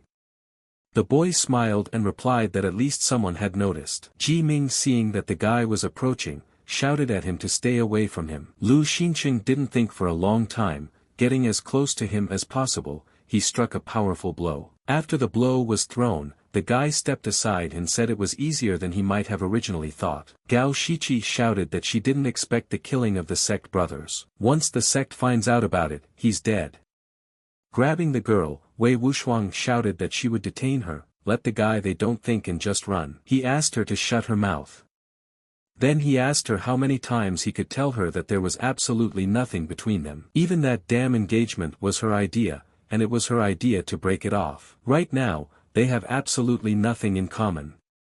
So get out of his face or he's not responsible for himself. In a trembling voice the girl asked he still couldn't forgive her this, just one mistake. As if she was the only one to blame. No one made him pretend to be useless trash. Lu Xinqing asked, is she done? Now stop playing the victim and let her wind up out of his house away. Wei Wuxiang stood motionless with tears in her eyes. At this moment, Mu Yunqiu walked up to her from behind. After striking him, Lu Xinqing shouted that don't let the guy think that he had forgotten about him, after all, he wasn't behaving any better than others. Looking at Gao Shichi, the guy asked him what, and she should be forcefully kicked out. The girl started yelling that she wasn't going to let it go, at which point the guy just closed the door in front of them. He thought about the fact that it looked like he wouldn't be able to cultivate quietly in the near future. Will take advantage of the last few minutes of silence to regain his strength. As it turned out, 2 hours later, there was a cluster of people at the doorstep of Lu Xinqing's house. Elder Zunman asked the video guy if it was him. But what about his longevity? Guy replied that, as expected of the great elders, they had noticed. He said that by chance, he got his hands on the life-extending fruit. They can ask Ni Yuan, he saw the whole thing. The man replied that it was true, he came to him with some kind of pill and ate it. And then, literally in a couple of minutes, he started to look about 40 years younger. After a glance with the second elder, the man said that he would have someone take the boy to the Hall of Elders. Gao Shichi said she'll see how brave the boy is now. You better tell me what he did to Tao's brother. Lu Xinqing replied that he had told her many times that he didn't know what had happened to him. Even if he did, it would be the last thing he would say to such a scum. Angry, the girl asked him what he called her. She started screaming that she was going to tear him to shreds. Seeing the elder stop her, she didn't understand why he was defending him. Especially the second one, who had always been on her side. The elder saw the girl run away. He told everyone that it was all right to leave her alone, she needed to calm down. The second elder told everyone enough, there's nothing to see there anymore, let them go and go about their business. Mu Yunqiu thought about how the elders were acting strangely. In words, they want to punish him, but they are being polite and courteous to him. The boy thought that maybe he was hiding something that made the elders act civil to him. As soon as the boy entered, the elders asked him to sit down. They began to say that if the boy knew, their sect always cared a lot about their students. This was how they were bequeathed to behave by the Grand Elder Founder. So of course, they were very careful to investigate Ji Ming's death. They found out that during the competition, he was behaving inappropriately. So they decided that they would defend the guy very vigorously to the head of the sect. Furthermore, they decided that he was still too skillful for a mere outer sect disciple. Therefore, have him come to the residence tomorrow morning as a disciple of the elder. And the other elders were not left out, they began to call the boy into their sect. Lu Xinqing realized that as soon as he recovered, they needed him right away. Rising from his seat, the lad thanked the great elders for this opportunity, but said that he didn't think he knew enough yet. He thinks it's best for him to remain a disciple of the outer sect. After bowing, the guy said that if that was the end of it, he would like to go cultivate. Just as Lu Xinqing had thought.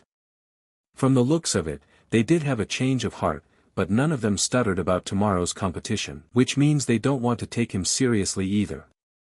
But now that the guy's fully recovered, he won't miss the opportunity to cash in on that competition, it's all decided tomorrow. As morning came, all the students were gathered for a general assembly.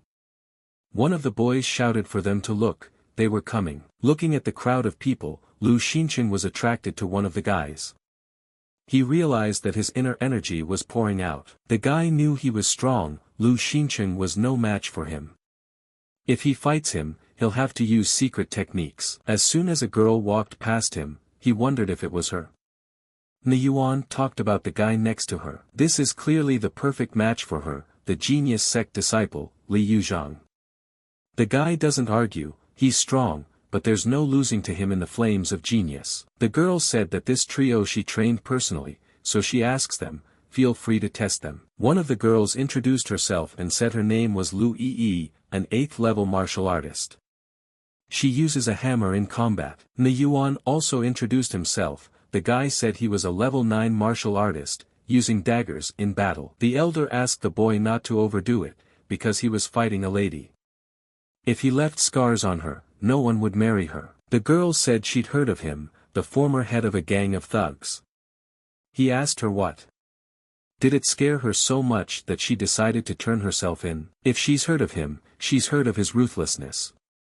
So she'd better let him go, not risk her pretty face. Throwing her hammer in the air, the girl began to gather her hair and say there was no need for it. If she loses to a scumbag like him, she just wasn't strong enough.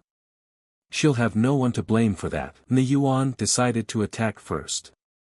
The guy was approaching Lu Yi very swiftly. Watching what was happening, Lu Xincheng realized that this guy deserved his reputation. Few cultivators, even a level above him, could reach such a speed.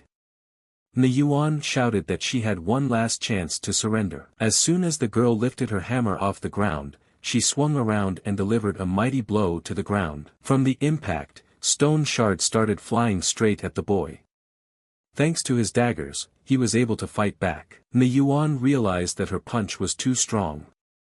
His arm just couldn't take it. Releasing his daggers from his hands, the guy realized he wouldn't even have time to dodge. As he expected, the blow caught up with him.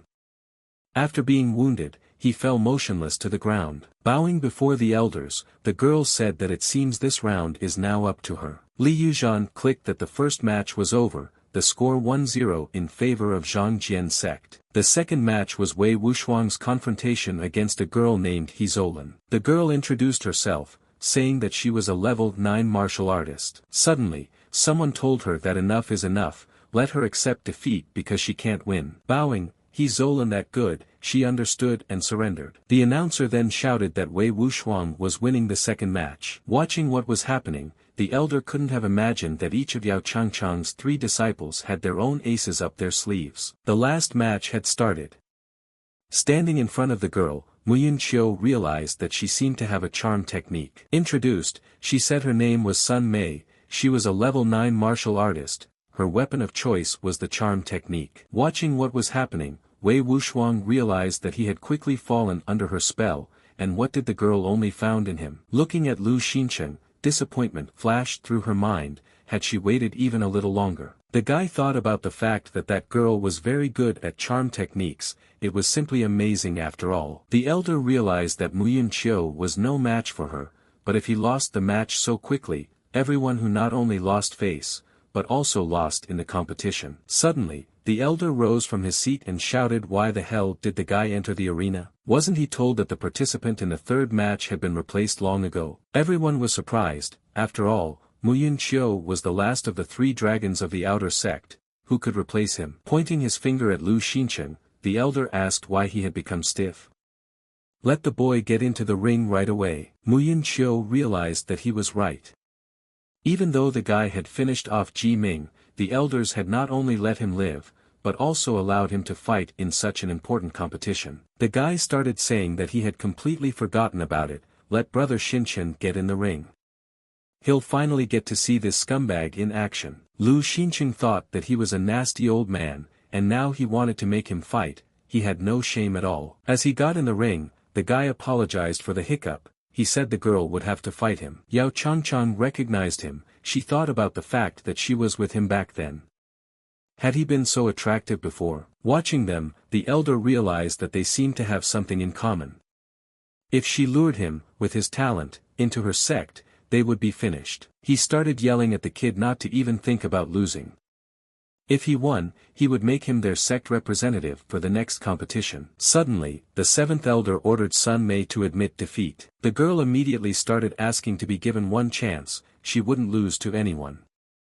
The elder replied that it was fine. She thought that even though the girl had developed her charm techniques to the limit, she didn't stand a chance. Looking at Sun Mei, Lu Xincheng asked, is this all her abilities? The girl was greatly surprised. He told her not to worry, her enchanting technique was indeed excellent, it was just that there was only room for one in his heart. I don't understand, the girl asked how that was possible. Then she said she wouldn't give up so easily. Watching his reaction, the girl thought it impossible. No one, not once, no man had ever been able to resist her charms. Yao Changchang said that from the very first time they met in the cave, she realized that he was an unusual guy. Her student overestimated her strength. Tired of watching what was happening, Lu Xincheng asked, had she already finished her attack? Then it was his turn. After the first attack, the girl realized that he seemed to be using paralyzing talismans.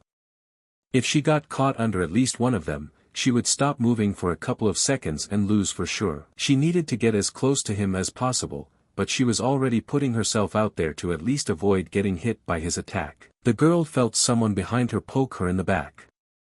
After the first blow, she said she admitted defeat. Li Yuzhang said that in the competition of martial arts level competitors, Lu Xincheng wins the third match. The elder immediately began shouting that this was great, just great. He expected nothing less from him. Ni Yuan said that their sect had won the martial arts level competition, their sun and moon god sect representatives Lu Xincheng and Wei Wushuang. In the battle of the saint level, Zhang Jian's sect won. Their sect would be represented by He Qiuping and Wang Luo. Lu Xincheng realized what he saw on Liao Huaming Mountain.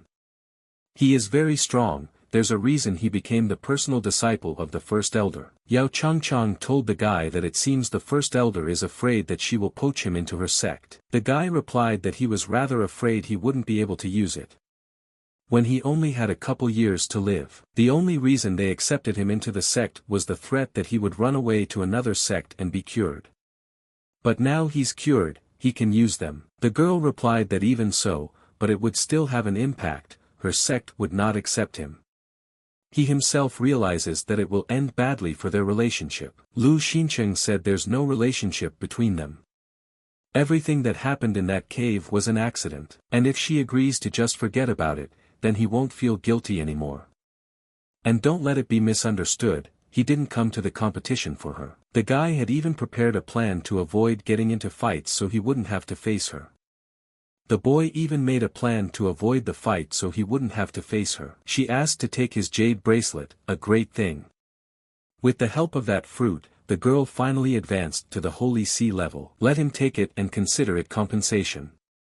Hopefully, he'll really just forget all about that cave. Lu Xincheng replied that there was no need for that.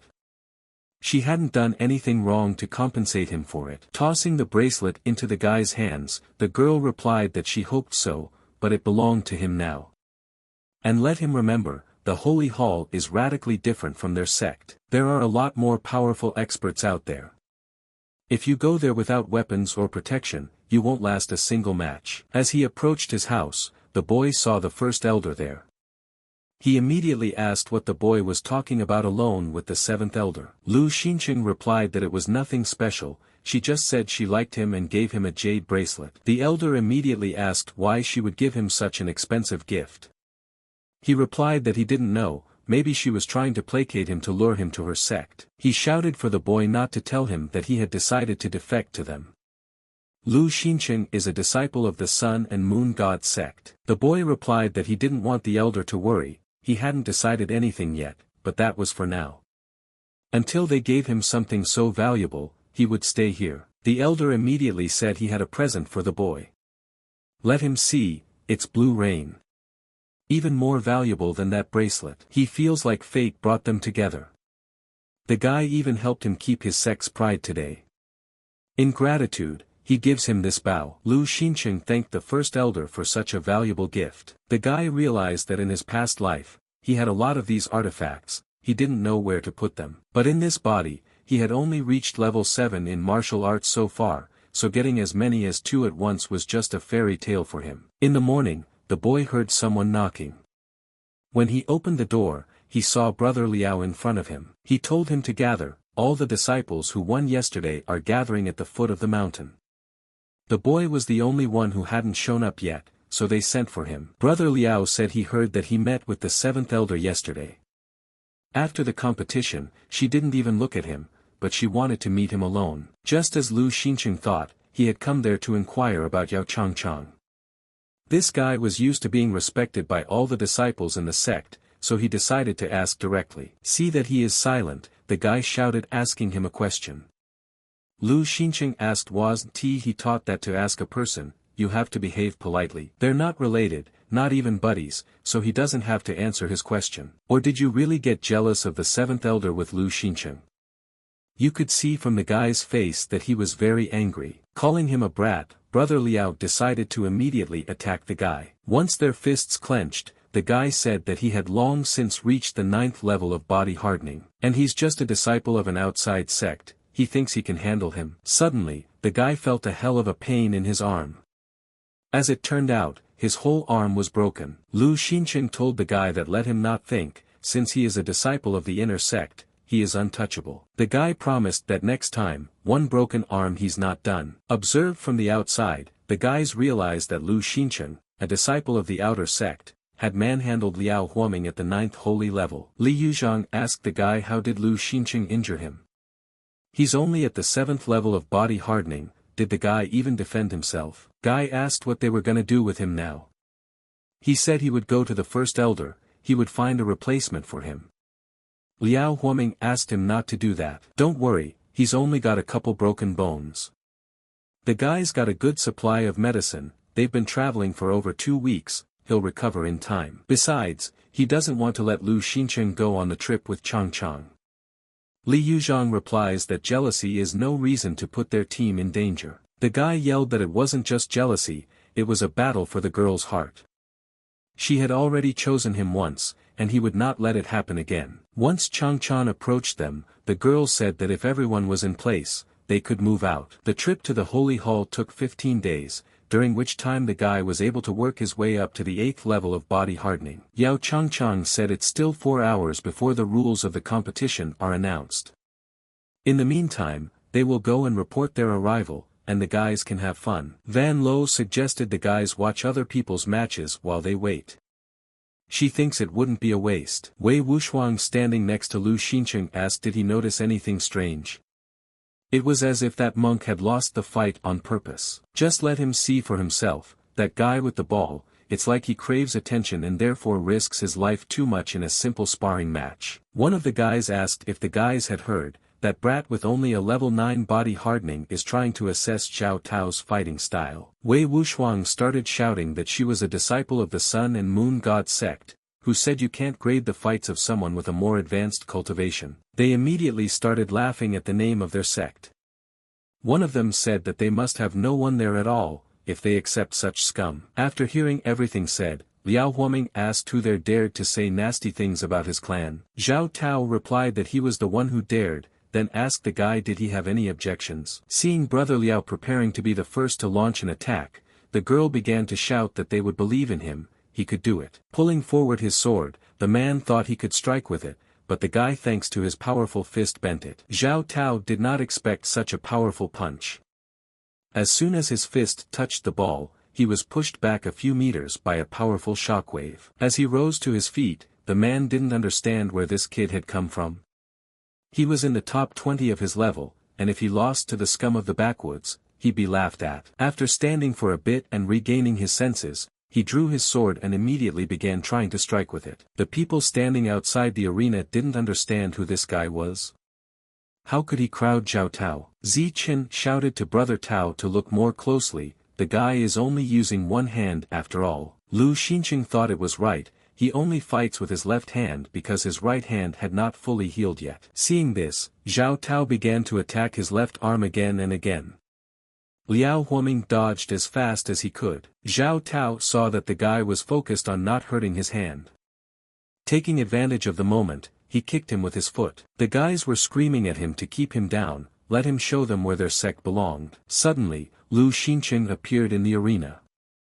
The guy said that it was an interesting statement, but if they had watched the fight as closely, as supportive of his friend, one would realize that his brother would have definitely won if he hadn't been shot in the arm. Just now, they were telling his sect sister that it was too early for her to judge the fights of people with cultivation levels higher than her own. But, at the same time, he himself had been tipped off about a wound he hadn't noticed at all. The man asked where he was going with this. Pointing his finger at Zichen, the guy said that he didn't say anything about him at all. Who the hell does he think he is? Lu Xincheng asked who is he to interfere in other people's fights. Let him get in the ring, they will fight him since he is so strong that he can judge other people's fights. Laughing, people began to ask what kind of sect is this? Is everyone there like this? Didn't he recognize the third strongest among the disciples of his level? Zhao Tao asked Zichen of the Sacred Hall, so will he still stand there? He had actually been summoned to fight. Glaring at the guy, Zichen shouted, giving him one last chance to take back his words and retreat. Lu Xincheng replied that fine, in that case, he would also give him one last chance to retreat. Wei Wuxuang wondered who that Zichen was. Suddenly, the girl standing next to her began to say that he was a gift of the Holy Hall. No one at a level below Saint can become a disciple of the Inner Hall. But he was able to become a disciple of the First Elder, being only at the 7th level of body hardening. And judging from the rumors of his fights, he is ranked 3rd amongst disciples of his level. Looking at Lu Xincheng, that such a prostate, who the hell knows where he came from, there's no way he could beat him. Wei Wuxuang thought, who knew that her careless words would cause such consequences? They're definitely finished now. Sitting at the table, Li Yuzhan said that it seems his disciples got into a bit of trouble during sparring, so he would have to leave a little early. 7th Elder's son who said that he would go with him, wanting to see what their Golden Boy team could do. One of the elders said that no matter how capable the disciples of their sect were, only Li Yuzhan deserved attention among them. He thought that in truth, they were right. Among the worthy disciples of the body hardening level, there was only Ni Yuan, but he didn't pass the selection. Only Lu Xincheng could replace him. Yao Changchang said that she was coming too then. Her students were unlikely to cause trouble, but they came together, so it was her concern as well. Suddenly, there was a question as to where they were all rushing to. Elder Su appeared in front of them, and everyone bowed immediately. Su Ming said that since their Golden Boy was so worried about his disciples, he was going with them. If a man were to appear there, nothing terrible would definitely happen. Li Yuzhan thanked the elder. Approaching the right place, Li Yuzhan thought as he felt. Of course it was him, who else could it be? It wasn't enough for him to break Huoming's arm. He immediately asked what Lu Xincheng was up to over there. They're not in their sect to just fool around like that. Suddenly, the guy said that before he started his long speech, the advice is to watch your tone. Li Yuzhang asked politely, asking him to be polite. He'd only left them for an hour and they'd already managed to make a hell of a mess in there. Why would he be polite to a guy? Looking at Liao Huoming, he asked him what happened to him. Did the guy beat him up again? Everyone immediately began to wonder if Huoming's injuries were related to Lu Xincheng. Wasn't he beaten up by Zhao Tao? Wei Wuxuang asked her brother to listen and said that the guy had nothing to do with it. Li Yuzhang told her to shut her mouth and said he would deal with her later. At such a crucial moment, he could have thought for a second about the image of their sect. For his ignorance, he should teach him a lesson. Liao Huoming told his brother that his injuries were not related to this guy. He went up to the ring to intercede for him. Thinks he'd beat him in a fair fight? He said he actually fought Zhao Tao. After greeting brotherly, Zhao Tao said that his disciples had slightly insulted him, so he decided to teach them a little lesson. Li Yuzhang replied that Zhao Tao had done the right thing. Lu Xincheng asked if he understood everything now. The guy yelled more guilt. He's still the spokesman for their cult. And instead of solving everything quietly and peacefully, the guy just adds fuel to the fire. Seeing Li Yuzhan approaching, the guy realized that this bastard was obviously probably aiming at him. Too bad, the 3rd level of the Divine Sea wasn't just a pretty name. He can't defeat it in this body. After the first attack, the guy flew off to the side. Li Yuzhang shouted that he would teach him how to worship the native sect. Lu Xincheng was about to take the blow when suddenly, he saw Yao Changchang who protected him. The girl told Li Yuzhang enough. No matter whose fault it was all, but if he wants to punish him, let him do it in his sect and not in front of people. She wants to beat him up for damaging the sect's image, and she's no better. Li Yuzhang told the girl that it was their sect's business, so let her stay out of it. Liao Huoming asked what is the brother doing. If he fights with her now, how will he order him to go out with her later? Especially since the guy really isn't guilty of anything. Li Yuzhang told the guy that today was his lucky day, but it was the last time. From now on, he should think 3 times before doing anything. Sun who said that the guy was too brash for a 7th level body tempering. Such a brat wouldn't even be accepted into the outer pavilion of Manhwa disciples. One of the elders said that such a dog should walk with his tail tucked in front of the elder, and he is also attracted. Lu Xincheng shouted that well, he will remember that. Do they think power gives them the right to turn lies into truth? Then give him a year, just 1 year. And the kid will show Li Yuzhang who the real genius is. Li Yuzhang replied that at first, he wanted to just suggest that the elder kick him out of the sect, but since the guy was so confident, the elder told him it was time to go, don't waste his time on him. He wouldn't listen to him anyway. Sun who said that he hoped that someday the guy would realize that there are always bigger fish. He can't take one punch from Zichen. Yao Changchang came over and started saying that the guy is one of the most talented people she knows, but, in a hunch, even he doesn't make good decisions. Taking the girl's hand off his shoulder, he asked her not to speak to him again. The guys immediately began to discuss how he had done to Yao Changchang, and she had saved his skin from Li Yuzhang. The girl thought no, he was just keeping his distance as promised. Guy tells Tzu Chen to get up in the ring, as they haven't resolved their dispute yet. When the guy got in the ring, he said he'd only use one hand. If he survived 10 punches, he won. The guys immediately started yelling for the guy to show him his place. He'll know how to insult the holy hall. Let him know who's in charge. Lu Xincheng realized that he had never been humiliated like this in his life. He wouldn't forget it so easily. Everyone immediately asked if this was the 5th divine level. In one fell swoop, he went from the 8th level of body hardening to the 5th divine level. Yao Changchang watching what was happening realized that she seemed to have underestimated him. Even talented was too weak a word to describe this guy. Su Ming see those best ones, realized that it looks like that guy also changed his body. Zichen asked the body transformation technique. 2 completely different styles of martial arts, usually, a person is able to develop something one. How did this guy manage to develop it along with cultivation? It wasn't enough for him to be a level 5 divine, but he was also using 2 styles at the same time. The guy didn't understand how this could even be. He's not even on the top list for the body hardening stage. Zichen realized that there was no turning back. He wouldn't be a disciple of the sacred hall if he gave up without a fight. Dangerous, but at least he would leave nicely. As it turns out, he's risen to the 3rd divine level. The guys started shouting for him to finish off that brat as quickly as possible, they believed that he could do it. Zichen decided not to hesitate and was the first to launch his attack. As soon as it started to approach the guys saw that it was absorbing his dragon. Su Ming started yelling for the guy to run away quickly. Yao Changchang stopped him and said that it wasn't over yet, let him keep his temper. After hearing the words from the elder, the guy actually tried to escape, but it was too late. Seeing the way Zichen died, the guy said that he had only warmed up after all. The guys couldn't believe that this brat had finished off their friend Zichen in one blow. Liao Huoming didn't understand what kind of strength was this.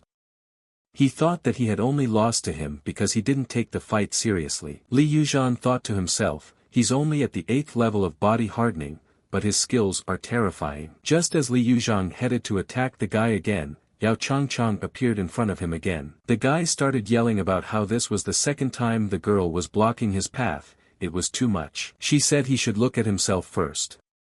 He's already on the level of the Divine Sea, but he's trying to sneakily kill his younger sect brother, bypassing his own promise. The girl said it was an insult to her that he and she were called the perfect couple.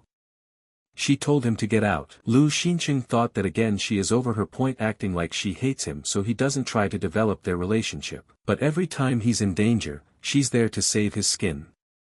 Looks like the girl's not so bad after all. People started yelling that it looked like it was time to run. If this keeps up, there'll be no stone left unturned. Suddenly, Elder Su stood between them, he shouted for the 2 of them to immediately stop fighting. Li Yuzhang asked why he interrupted them. After all, his disciple had killed that guy, he should punish him. The elder replied that when he stepped into the ring, the boy was aware of the risks, and I have no one to blame for his death. But his behavior, it's unacceptable. Turning to Lu Xincheng, the man said that it seems like the guy does recognize a couple of tricks, but that doesn't change the fact that he can't surpass Li Yuzhang. Not in his lifetime, much less in just a year. Elder doesn't think he can reach this level. Looking at the guy, Yao Changchang told him that he was taking too much risk.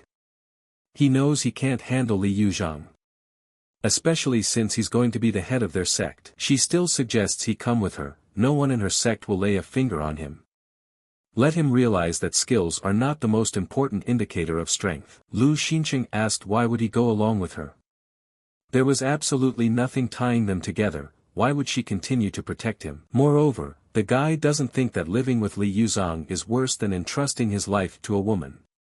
Offended, she turned around and left. The guy thought sorry, but it was necessary. He can't involve her in his personal squabbles.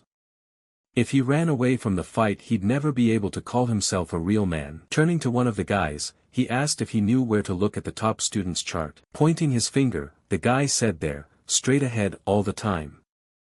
When he got there he would see 2 marble statues. The guy figured that if he wanted to get better, he needed to know who to fight. Upon reaching the right place, he was surprised. The guy had just fought with Zichen, and they had already updated the table. Turning to one of the girls, he asked if he could ask one question. She replied that of course she could ask anything. Lu Xincheng said he'd get right to the point.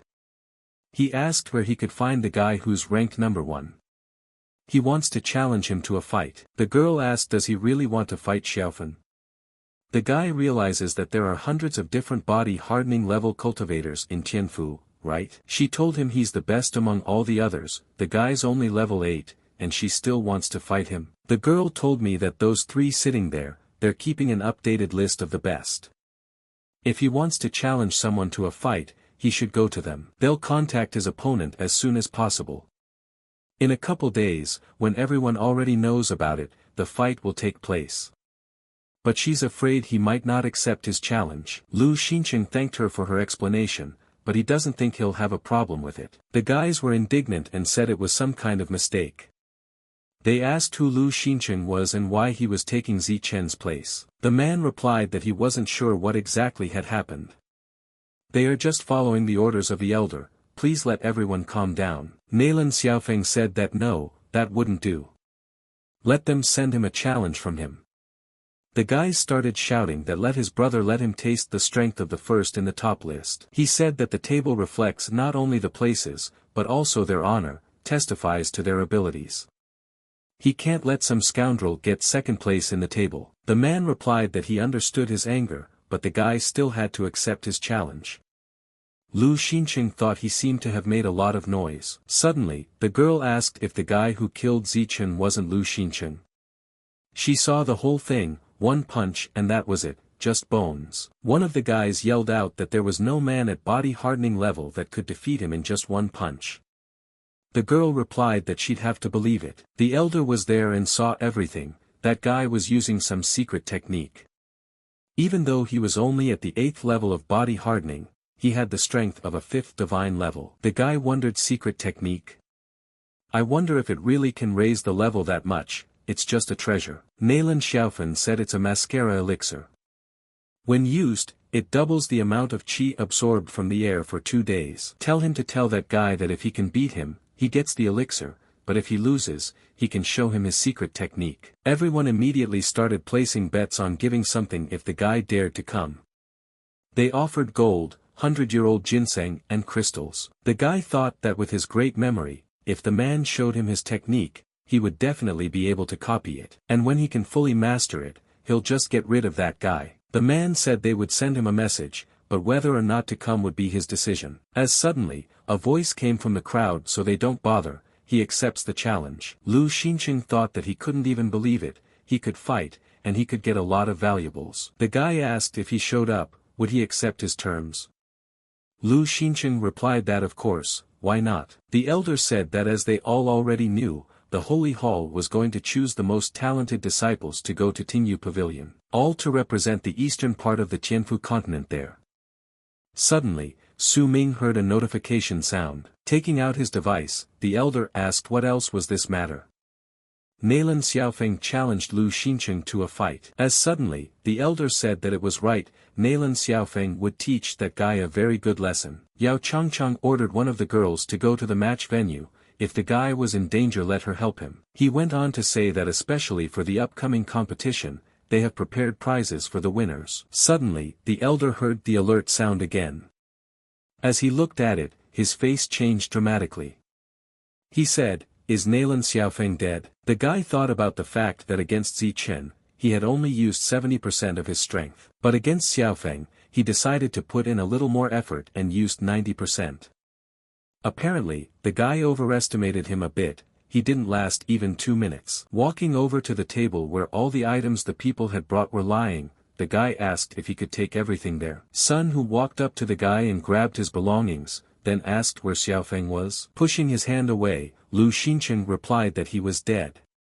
At first, the guy didn't plan to bring it to this, but he was the first to decide to kill him. Lu Xincheng was just defending himself. Su Ming saw the elder's reaction and immediately approached the guy. He said that first he kills Zichen, now Nalan Xiaofeng. The guy is walking on thin ice. Lu Xincheng replied that he was doing the same thing as the elder. The strong would lord it over the weak, wasn't that what he told him? Li Yuzhan shouted for the guy to shut his mouth right now. He had crossed the line. Did he think Li Yuzhan wouldn't be able to kick him out of their sect? The guy replied that he was just a disciple of the inner sect, and such matters are handled by the elders. Feel the difference? Wants him out of the cult. Then good luck, he'll tell me as soon as he does. At the video of the southerner's reaction, the elder asked him not to overreact. There were too many witnesses. They'll still have opportunities to teach him a lesson. The boy realized that this elixir was a miracle. If he drank it all, he could break through to the next level. Suddenly, he realized that someone was approaching. They had kept their distance during the day, but the night had loosened their hands. From the shadows moving behind the door, he saw that there were 2 of them, then realized he could sense 3. As soon as the girl entered his room, he was immediately able to attack her and tie her up. As soon as the boys saw their little sister being tied up, they immediately started screaming. Lu Xincheng thought that there was so much noise and no one woke up. The holy hall is obviously up to something. Jumping out through the window, it seems the sacred hall paired with Manhwa Pavilion decided to finish him off quietly. He figured that unfortunately for them, the guy had already prepared his escape route. Suddenly, Sun Hu and his assistants appeared in front of the boy. He asked where the boy was in such a hurry. Did the guy really think he could get away with murdering his favorite student so easily? Lu Xincheng replied that if his disciple had kept his greed in check, he wouldn't have ended up so shamefully. The boy had no choice. In public, he always stands for honesty and fairness, but in practice, with a bunch of students in the middle of the night, he attacks a guy. Did Li Yuzhang decide not to crawl out tonight? The man replied that he would kill the guy like a dog without him. Once everyone started attacking him, he thought what a familiar scene, brings back memories. He shouted that he would have him memorize and pass his message to Elder Saint Gold. The boy would finish them all off. Sun Hu asked the student did what he asked. The guy replied that yes, the formation is set and working. No matter how much that bastard cultivated, the formation would suppress all of his cultivation. The man replied that it was fine. Su Ming thanked everyone for coming there. The holy hall encourages them all to join them. All of a sudden, the girl asked what kind of idiocy was this. Gathered everyone together in the middle of the night to try to poach them. Yao Changchang said that in the past, the holy hall had always had enough students. So why all this? Especially so late. Suddenly, someone came up to the elder and whispered something in his ear. He immediately said they'd probably end it there. Hope the girl changed her mind. Bowing, she thanked the elder and said that they would not change their minds. Her disciples and she would never leave the Zhangjian sect. When suddenly, going back to her room, the girl met Li Yuzhang on her way. She wondered what he was doing there. Where did he go so late? Could he and the holy hall be up to something? Then she thought to herself that it couldn't be, the elder had been in her sights the whole time. Then she thought it couldn't be. Yao Changchang told the girls that they had to visit someone. She agrees, the situation for Elder Su is not a pleasant one, but it can't be that he has decided to strip Lu Xincheng. Li Yuzhang saw that the girl was heading straight towards Lu Xincheng's room. He realized that it looked like she was starting to guess something. He said it was too late anyway. The hallowed hall is all messed up. Poor girl doesn't even realize he's already dead. Knocking on the door and asking if he's there. Let Lu Xincheng open his door, it's Lu Yi. All of a sudden, the guy says something's wrong in there. The sister's voice was as loud as a herd of horses, but no one ever came out to check what was going on. At that time everyone got up to leave their rooms. The girl asked what was going on in there. What were they measuring so well in the middle of the night? Approaching Wei Wuxuang, Yao Changchang asked where he was. The girl replied that he was not in his room. She said that they look like neighbors. Did the girl hear anything? Wei Wuxuang replied that no, she had dinner with Liao Huaming's brother today, and after dinner she came in and immediately fell asleep. Liao Huaming asked what was Yao Changchang doing there in the middle of the night. Did she miss him so much? The girl replied to keep his mouth shut, then asked him where Lu Xincheng was. The guy immediately asked if she was doing it on purpose.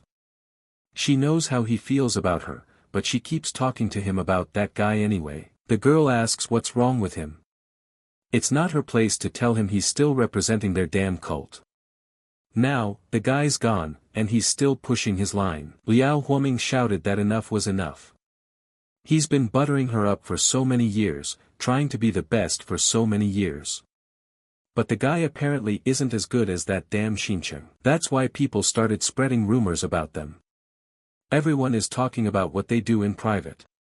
The girl asked what they could do in private. The guy replied so she doesn't make a fool of herself just for him, she fought with Li Yuzhang twice, what else could people think? That's why he allows himself so much.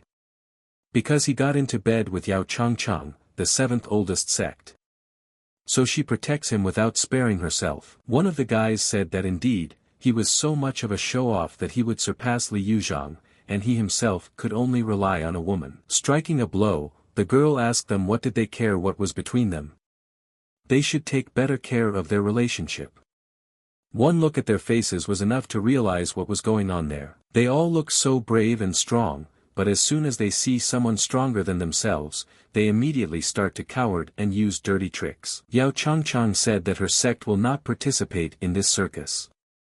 But first, we'll go in for a few tender words with the elder to see how he will justify himself. As soon as the guards saw the girl, they were ordered to stop her. They immediately said they had to report the matter to the elder. In a single movement, the girl disposed of everyone in front of her. She stood right on the edge of the cliff. Suddenly, Yao Changchang felt a hand on her shoulder. It was Elder Su Ming. He told the girl he shouldn't do that. Down below, they set up a flight formation. Jumping down there is certain death. Yao Changchang said that she understood everything now, she even understood how they dealt with Lu Xincheng. Crying, the girl began to apologize to him, it was all her fault. If only she had insisted on his joining her sect. The elder said that no one would know what happened. After all, he is just a boy of 8th level body tempering, he is not worth their Yao Changchang's attention. Seeing that the girl was about to leave, the elder asked where she was going. Yao Changchang replied that she was returning to the Zhangjian sect. He asked what he meant by coming back. Has the girl already forgotten about tomorrow's competition? She can't just leave like that. Yao replied that just being near him disgusted her. By his actions, he had disappointed her in the entire hall. The elder replied that she was crossing the line. While Saint Hall has always respected her for her talent and skill, that doesn't mean she can just walk away like that. As soon as the subordinates wanted to attack the girl, Lu Yi came to her rescue. With one blow of her hammer, she made everyone scatter in different directions. Yao Changchang replied that she did not need his respect. But let him think, if she were to die suddenly, and the grounds of the sacred hall, how does he think the Tingyu Pavilion would react to that? Calling her a brat, the elders shouted that don't let her think that there weren't enough geniuses in the holy hall to replace her. If she left, she would deeply regret it. Without thinking, the girl replied that she would regret it even more if she stayed there with them. While in the sacred hall, Elder Su Ming revealed that Yao Changchang had left. After telling the story of how it happened, Saint replied that you can't blame anyone for Zi Chen's death. He knew what he was getting into when he stepped into the ring. Su Ming is the 7th oldest, the face of the holy hall. Such behavior for a person of his level is completely unacceptable. The saint asked the man was sure that Yao Changchang had only left because of Lu Xincheng's death. The elder replied that absolutely, he had seen everything with his own eyes. The saint told the Lord that she agreed that the elder had behaved wrongly, but the girl had also let the saint haul down very badly by going along with her feelings. He replied that the saint's words were not without meaning. Let everyone spread the news that from now on, the girl had no place in his holy hall and her sect was excluded from all further competitions forever. Then the Lord asked how the preparations for the competition were going. The elder replied that everything was ready and that they would begin the competition tomorrow. The man tells all the spectators that today their competition is coming to an end. The 6 winners stand before him, the top 3 of the body tempering level and the top 3 of the divine realm level. These 6 are the strongest body and divine realm people in the entire Eastern Tianfu. Then the man said that now it was time for what they had all been waiting for so long, the coming of the saint. The woman said that as a comma she had been watching the competition the whole time, and had to admit that this time it came out on top. All of them are the support and defense of their continent of Tianfu in the fight against the barbarians. The 6 standing in front of her are all heavenly messengers, possessors of unlimited potential. They deserve their awards. She hopes in the future the guys will continue to cultivate, inspiring them all to become stronger. The saint said that if no one objected, then she would start presenting the awards. Suddenly, someone said they objected. The guy said that he wanted to ask one question before they started. Lu Xincheng, who defeated Nailan Xiaofan and Zi Ming, is it true that the Holy Hall secretly killed him? The saint pretended she didn't understand and asked what the guy was talking about. He said that a few days ago he and his brothers had witnessed a fight. One look at his skill was enough to realize that he was capable of taking the top spot on the body hardening level at this competition. But he never showed up at the competition. And people are saying that the Hall of Saints got rid of him. People immediately supported him. They asked why else would such a puny force appear in such a competition. Suddenly, the elder says it's true, the guy won those 2 fights. But not everyone knows that that coward actually used secret techniques. The Holy Hall has always stood for honesty and fairness. They would never secretly massacre someone, even someone so despicable. Anyway, if anyone disagrees with the results of the contest, they can get in the ring and challenge one of the winners to a fight. The guys started saying that's right, he probably cheated and ran away. And if he likes the attention so much, let him get in the ring. Fu Dao suggested that he give him a little sparring. The guy wouldn't fight at full strength. The guys saw that it's a 9-way lightning bolt, that's the real man. Solves problems with his fists, not like some people. He asked if they had decided to get rid of him as a testimonial to the others, so they wouldn't ask too many questions. Fu Dao said that then let him demonstrate the difference between him and Lu Xincheng. Seeing Fu Dao's strong punch, the guy decided to defend himself with his technique. A huge tree immediately towered in front of him. The tree in front of him splintered into small splinters from the guy's blow. The guy immediately put his hands to his face. Suddenly, he heard the question again, are they bullying the weaker ones? When he opened his eyes, he saw Lu Xincheng in front of him. When the elder saw him, he shouted that it was impossible. Turning to the boy, he thanked him and told him to leave the rest to him. Fu Dao immediately asked what Lu Xincheng was up to. He replied that he should relax because he didn't come for him. He said that he had reached the 3rd level of the divine realm, the guy was no match for him. That's why he came for someone else today. The elder shouted for the brat to know his place. First he interrupts the award ceremony, breaking the rules of his hallowed hall. And now he's challenging the other one to a fight on the level of the divine realm. Has the guy lost his fear? Lu Xincheng asked, and how did he break the rules? You said yourself that anyone dissatisfied with the result of the competition could challenge the winner to a fight. Now, I'd like to talk about the Holy Hall killing in the middle of the night. The elder yelled bullshit, everyone saw him that night. How could he try to kill him? Laughing, the boy said how interesting this was turning out to be. But let the elder better tell him, did he say a word about him? Did he even glimpse the elder in his interrupted speech? If not, doesn't that mean that the elder literally admitted that he was involved in the assassination attempt? Calling him an underling, the elder shouted for the guy to shut his mouth and die, then decided to attack. Suddenly, he felt his hands being tied. The saint said that enough was enough, he had done enough, let him return to the elder manor. Before he could say anything, the boy slapped him. Everyone was surprised, because there was no way that some brat could slap the Sacred Hall elder in front of everyone. How is that possible? Even the saint herself stopped the elder from hitting that guy. The elder thought it was a shame that he, Su Ming, the elder of the Sacred Hall, would be beaten by some kid in front of the crowd. After which, he immediately disappeared. Saint asked, now is the boy satisfied? Is that enough for him to forget past wrongs? If not, he can continue to fight with the Holy Hall. Maybe someday he'll reach his goal, but right now the guy can't handle anyone. He replied that it looked like all the bigwigs in the Hall of Saints knew about the assassination attempt on him, but no one came to support him. That means that the entire Holy Hall is rotten to the core. The saint shouted that she would not tolerate any insult to the Holy Hall. The boy asked, so he's right? They could kill him easily, but they couldn't admit it. He'd owed his killers a debt that night, but now it was time to pay up. Wei Weijian, second place in the competition. Let him know that he's only guilty of being a student of Manhwa Pavilion. That night, his elder drove the boy to the edge of a cliff, then he said he'd get his revenge and jumped. Now he's there to keep his promise. The guy asked, so does that mean he is that Lu Xincheng? Daring to call his master by his name. The rumors were true, he had a lot of audacity. Sun Hu immediately shouted for Weijian to show him what happens to those who insult their pavilion. Observing what was going on, Saint thought the guy looked a lot like Yao Changchang.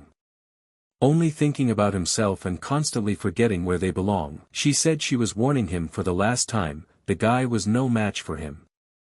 The guy said it's not worth the saint's trouble.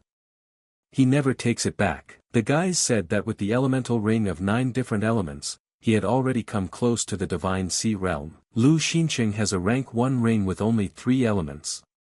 He's 6 levels below Wei Weijian and he's going to beat him. Weijian asked, is this guy taking the piss? He knew that he clearly had more than 3 elements and still challenged him to a fight. He said it would have been better if the guy had taken the saint's offer and turned himself in. Then I asked him why he didn't say anything.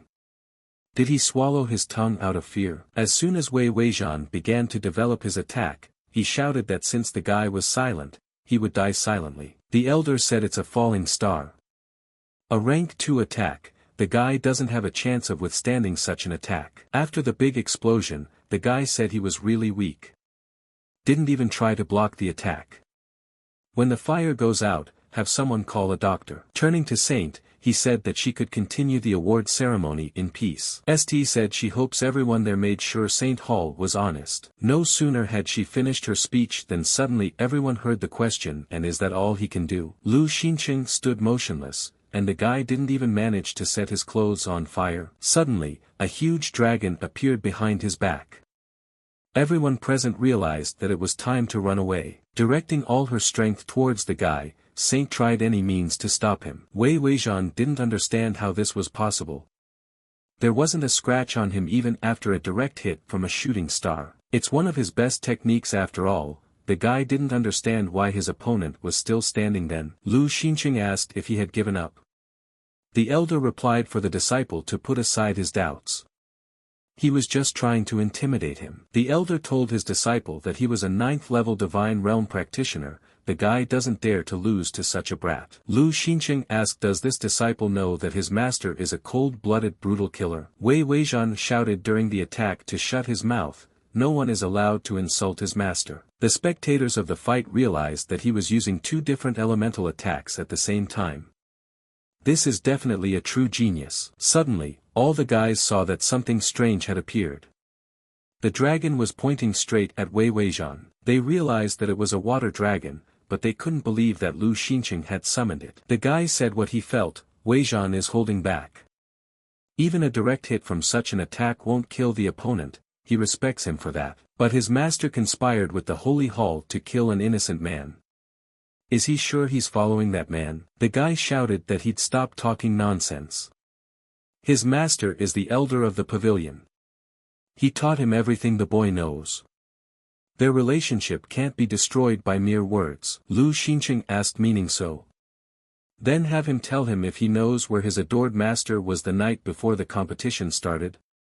The boy replied that of course he knew, he was in his room. He then realized that he had a couple of questions for him about the new equipment, but when the guy came to his place, the elder wouldn't open the door for him. It said he didn't feel well, but he looked perfectly healthy in the morning.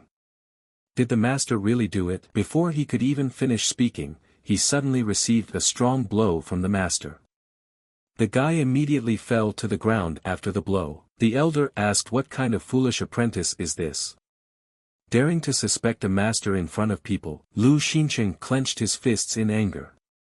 As it turned out, a drop from the water dragon landed on one of the guy's shoulder, and he immediately started screaming in pain. Everyone realized it was all because of the dragon. They had to run away, because the drops falling from it were made of acid. Watching what was going on, the guy asked how many more aces he had stashed up his sleeve. As soon as the dragon decided to make its next attack, Saint immediately grabbed it and tied it up. The elder suspected something wrong. He realized the dragon was about to explode, so he said they should run. Running away, the contestants fell to the ground. Droplets from the dragon began to fly in their direction. With her powers, the saint created a dome, thus shielding them from the acid flying towards them. Apologizing to the saint, the guy said her attack was too strong. So he couldn't keep control of the dragon and it exploded. She yelled at the guy that this was inexcusable. How dare he use such a sneaky technique? The guy asked what was she talking about.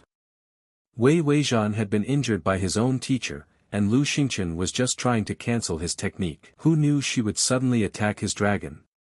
Thanks to his technique, the guy summoned the water dragon back. He told me that the technique is called the raging dragon, but the guy modified it by starting to use the elements of poison and water at the same time. It could easily be called back, but it would take some time. In fact, he had already started to undo the technique, but a saint is a saint above the rest. His dragon could not withstand such attacks and exploded. Saint asked if he blamed her for interfering. The guy replied that he did, but she still deserved her status. Because she was in a dangerous situation thinking about the safety of the students while some ran away even before it got really dangerous. In addition, some of the people there were not ashamed to even attack their own disciple in front of the crowd. The elder shouted for the boy to shut his mouth. Lu Xincheng asked wasn't he right? The guy was knocked out by an elder and his dragon was destroyed by a saint. How in words, they take care of all the practitioners, but in deeds, the saint didn't understand how he could take it out on her. And he called you weak, you shameless little brat. She shouted that she was satisfied, the holy hall never backs down from its promises. Since Wei Weijian lost, his place is taken by this guy. Lu Xincheng replied that he wasn't done yet. Since the elder had interrupted their fight, he didn't think everyone was convinced that the guy was worthy of second place. That means he would have to challenge the first place winner to a fight. Chi Kai didn't expect this. Without thinking long, the guy bowed and said that he fully deserved to occupy the first place. Chi Kai didn't see anyone more worthy. Suddenly, everyone started shouting that he was a bloody scum, immediately surrendering without even a fight. He's at level 9 of the divine realm, while that guy is only at level 3. Chi Kai shouted that then let them fight him if they were so smart.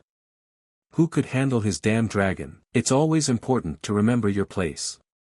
Besides, Xinchen's brother is very close to him in spirit, so the guy gives him first place. The saint replied that enough was enough. If he admits defeat, then the first place among the divine realm level disciples goes to Lu Xincheng. Throwing him an object, she said it was his reward. Let him not forget the ceremony at the Tinyu Pavilion. You're going to be honest, the guy said he wouldn't forget and he wouldn't come. Then all of a sudden, someone called out to him. As it turned out, it was Wei Wuxuang. The girl said it was late, then asked him where he was going. Lu Xincheng replied that it was none of her business. Seeing that he was about to leave, she asked him if he still hated her. The guy replied that he'd already said he didn't care about her. He doesn't like the girl, but he doesn't hate her. Wuxuang then asked why he was avoiding her. He said he'd already told me. He already has someone he likes. The girl wasn't even close to her and he lived every day for her. She thought to herself, who does he live for? Had they already gotten this far with Yao Changchang? Knocking on the door, Saint thought something didn't add up. She didn't believe the guy would just stay in the room waiting for the ceremony. When she knocked again, she said, "It's a saint." She had something to discuss with her boyfriend about the upcoming ceremony, but I realized that no one was opening the door, so I decided to open it myself. As it turned out, there was no one in the room. Watching the pavilion from afar, the guy asked only now have they come to their senses. It's been a long time. Jumping down the cliff, he thought that night, 3 days ago, a guy had fallen off this same cliff, but he was lucky. He managed to survive with the help of Yao Changchang's bracelet and this bird. This time, things will go a little differently. The misty abyss is completely surrounded by a cloud of miasma, making traveling through it much more difficult. Fortunately, this did not apply to eagles. Therefore, since he had tamed them, the misty abyss had become a great place for cultivation. Aside from being completely secluded, there are tons of rare items scattered everywhere, including the main one, a weeping ghost vine. Thanks to the eagles, he wouldn't have guessed otherwise. Lu Xincheng didn't expect to find the same treasure right after Changchang took him away. He realized that the gods were on his side. They want him to become stronger as soon as possible and return to his world to save his beloved. Flying on the eagle, he sensed that he seemed to be getting close. It was clear that there was a monster guarding the gap. Suddenly, a tiger appeared right behind him. As it turned out, it was a level 10 monster. A level 10 monster is equal in strength to a practitioner of the Divine Sea Realm.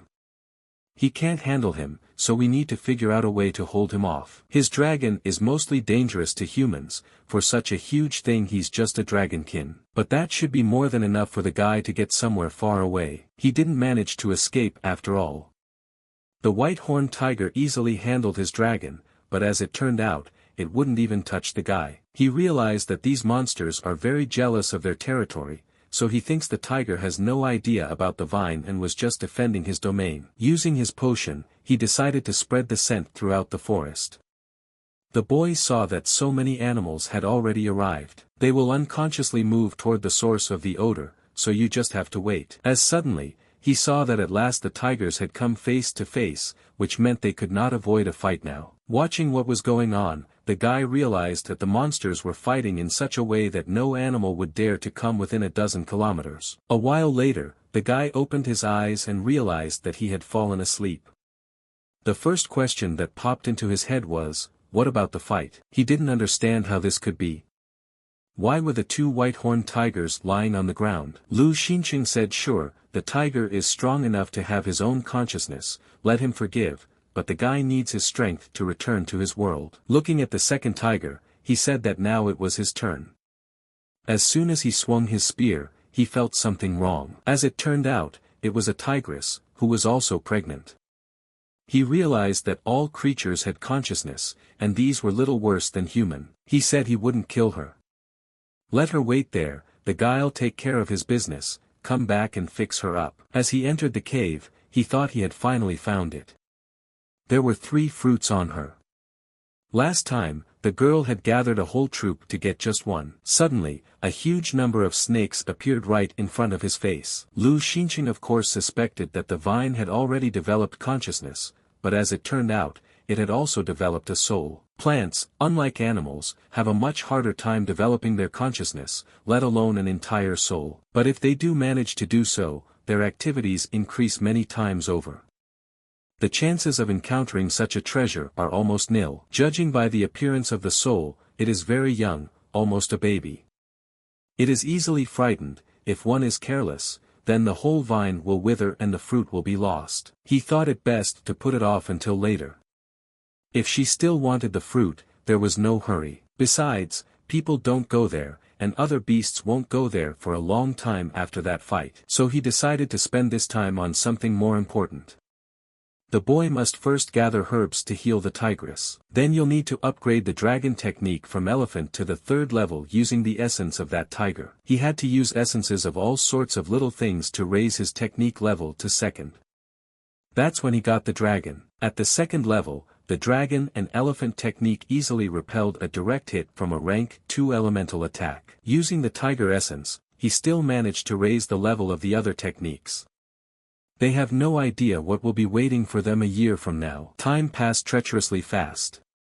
Summer replaced spring, autumn in its turn replaced summer, and finally spring came again. Lu Xincheng said that during this year, he had finally completely healed all his wounds and even learned new techniques. It was all thanks to the ghost vine. It gave him one of its fruits, causing the guy to cultivate many times faster. So he managed to perfect his swordsmanship, which took almost 3 years in his past life.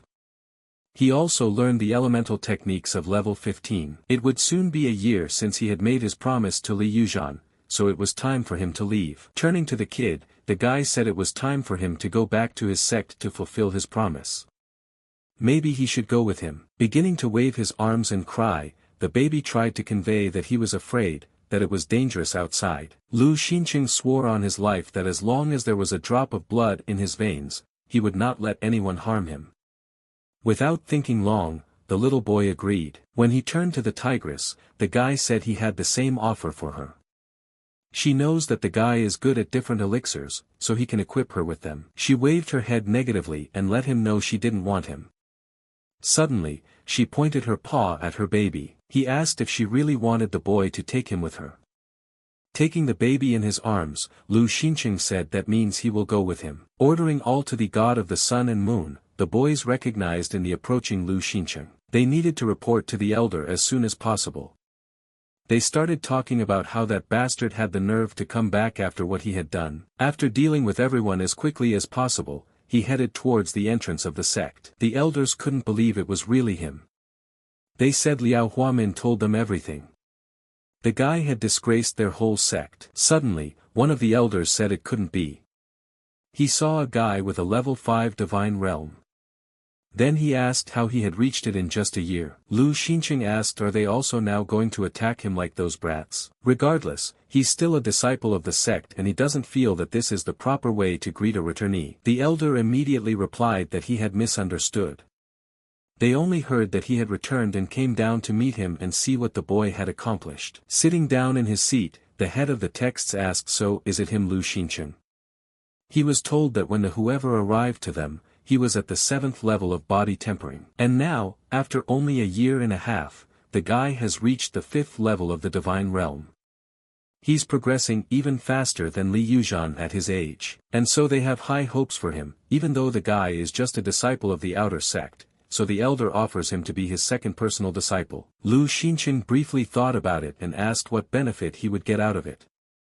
The elder replied that if he became his disciple, he would receive status and support from the sect as a southern sect. He's already anticipating an imminent breakthrough to the next level, so he'll have to go into seclusion. The elder asked if the boy understood what it meant.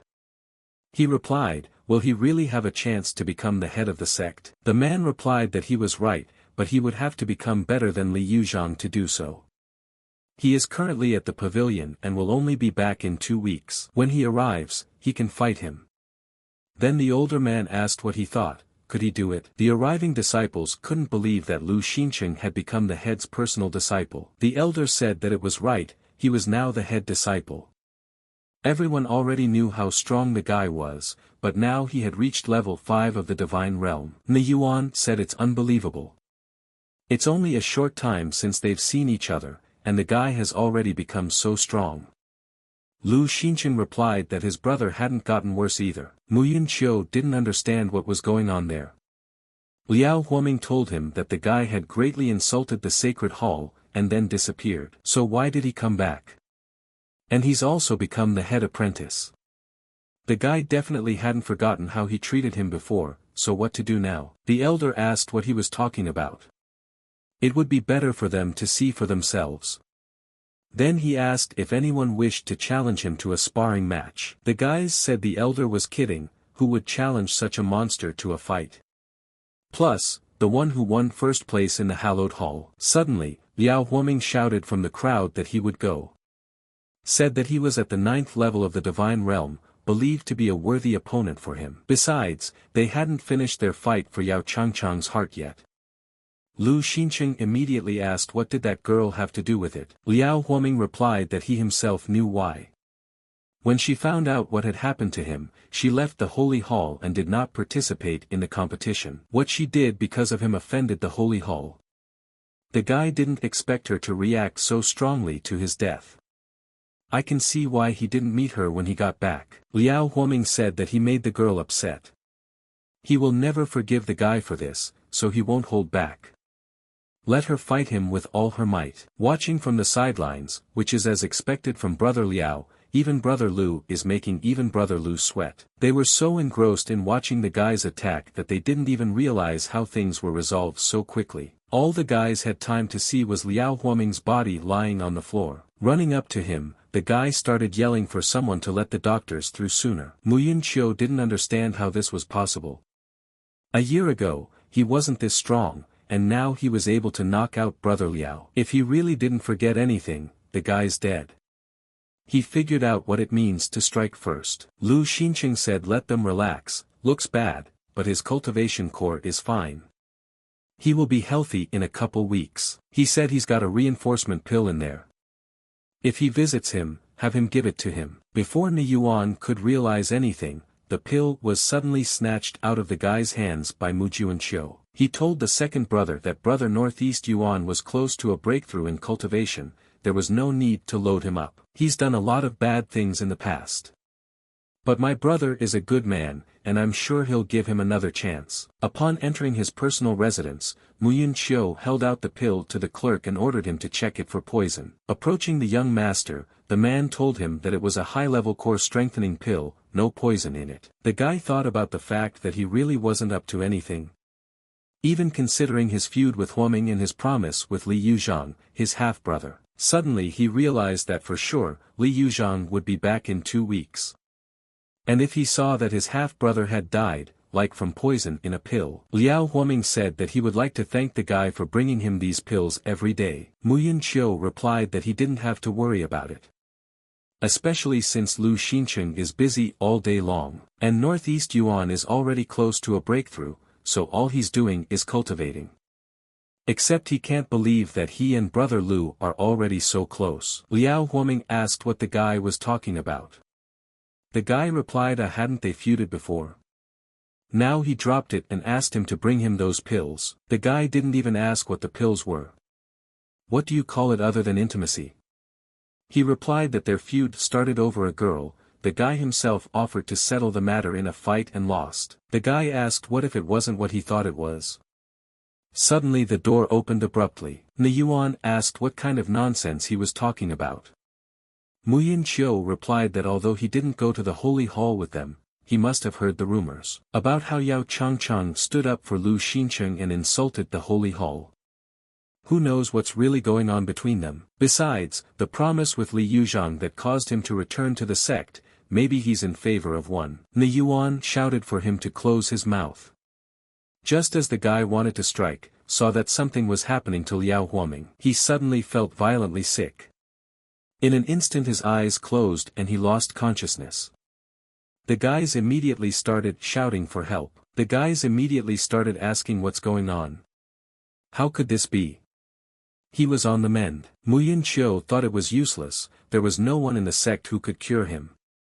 The poison he had been taking all along had already affected him. He would soon die. And when Li Yuzhang returns, Lu Xincheng won't be able to get out of this mess. Ni Yuan asked his brother to be patient for a while, help was on the way. Suddenly, Lu Xincheng ordered him to put him on the floor. Watching what was happening, Ni Yuan couldn't understand what was going on. Lu Xincheng told about Huamin being poisoned and his dragon just controls the poison element.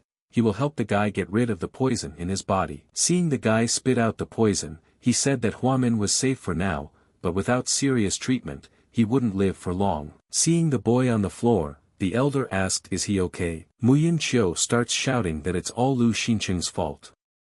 The guy is sure it's because of the pills he gave to Brother Liao through him. He had drugged them with poison to get rid of him.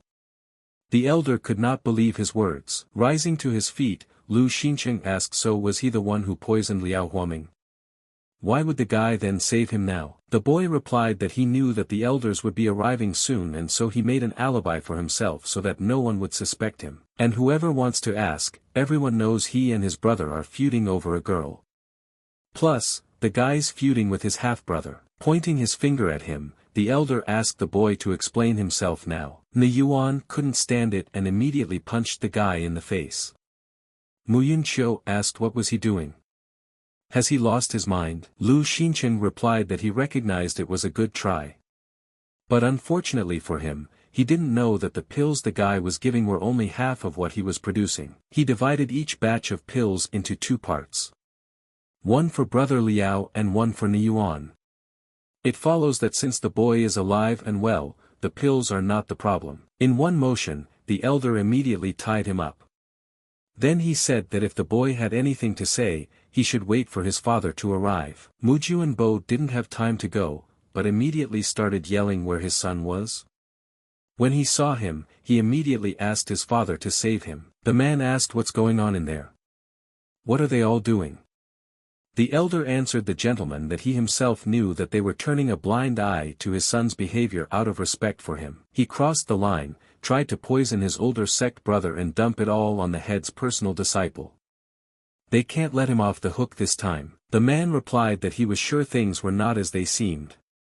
Niyuan jumped into the conversation and said that even now his brother's life was in danger. As Li Yuzhan suddenly appeared, without asking anything, he pierced the guy with his sword. He told Muyin Qiu that it's an eye for an eye, a tooth for a tooth.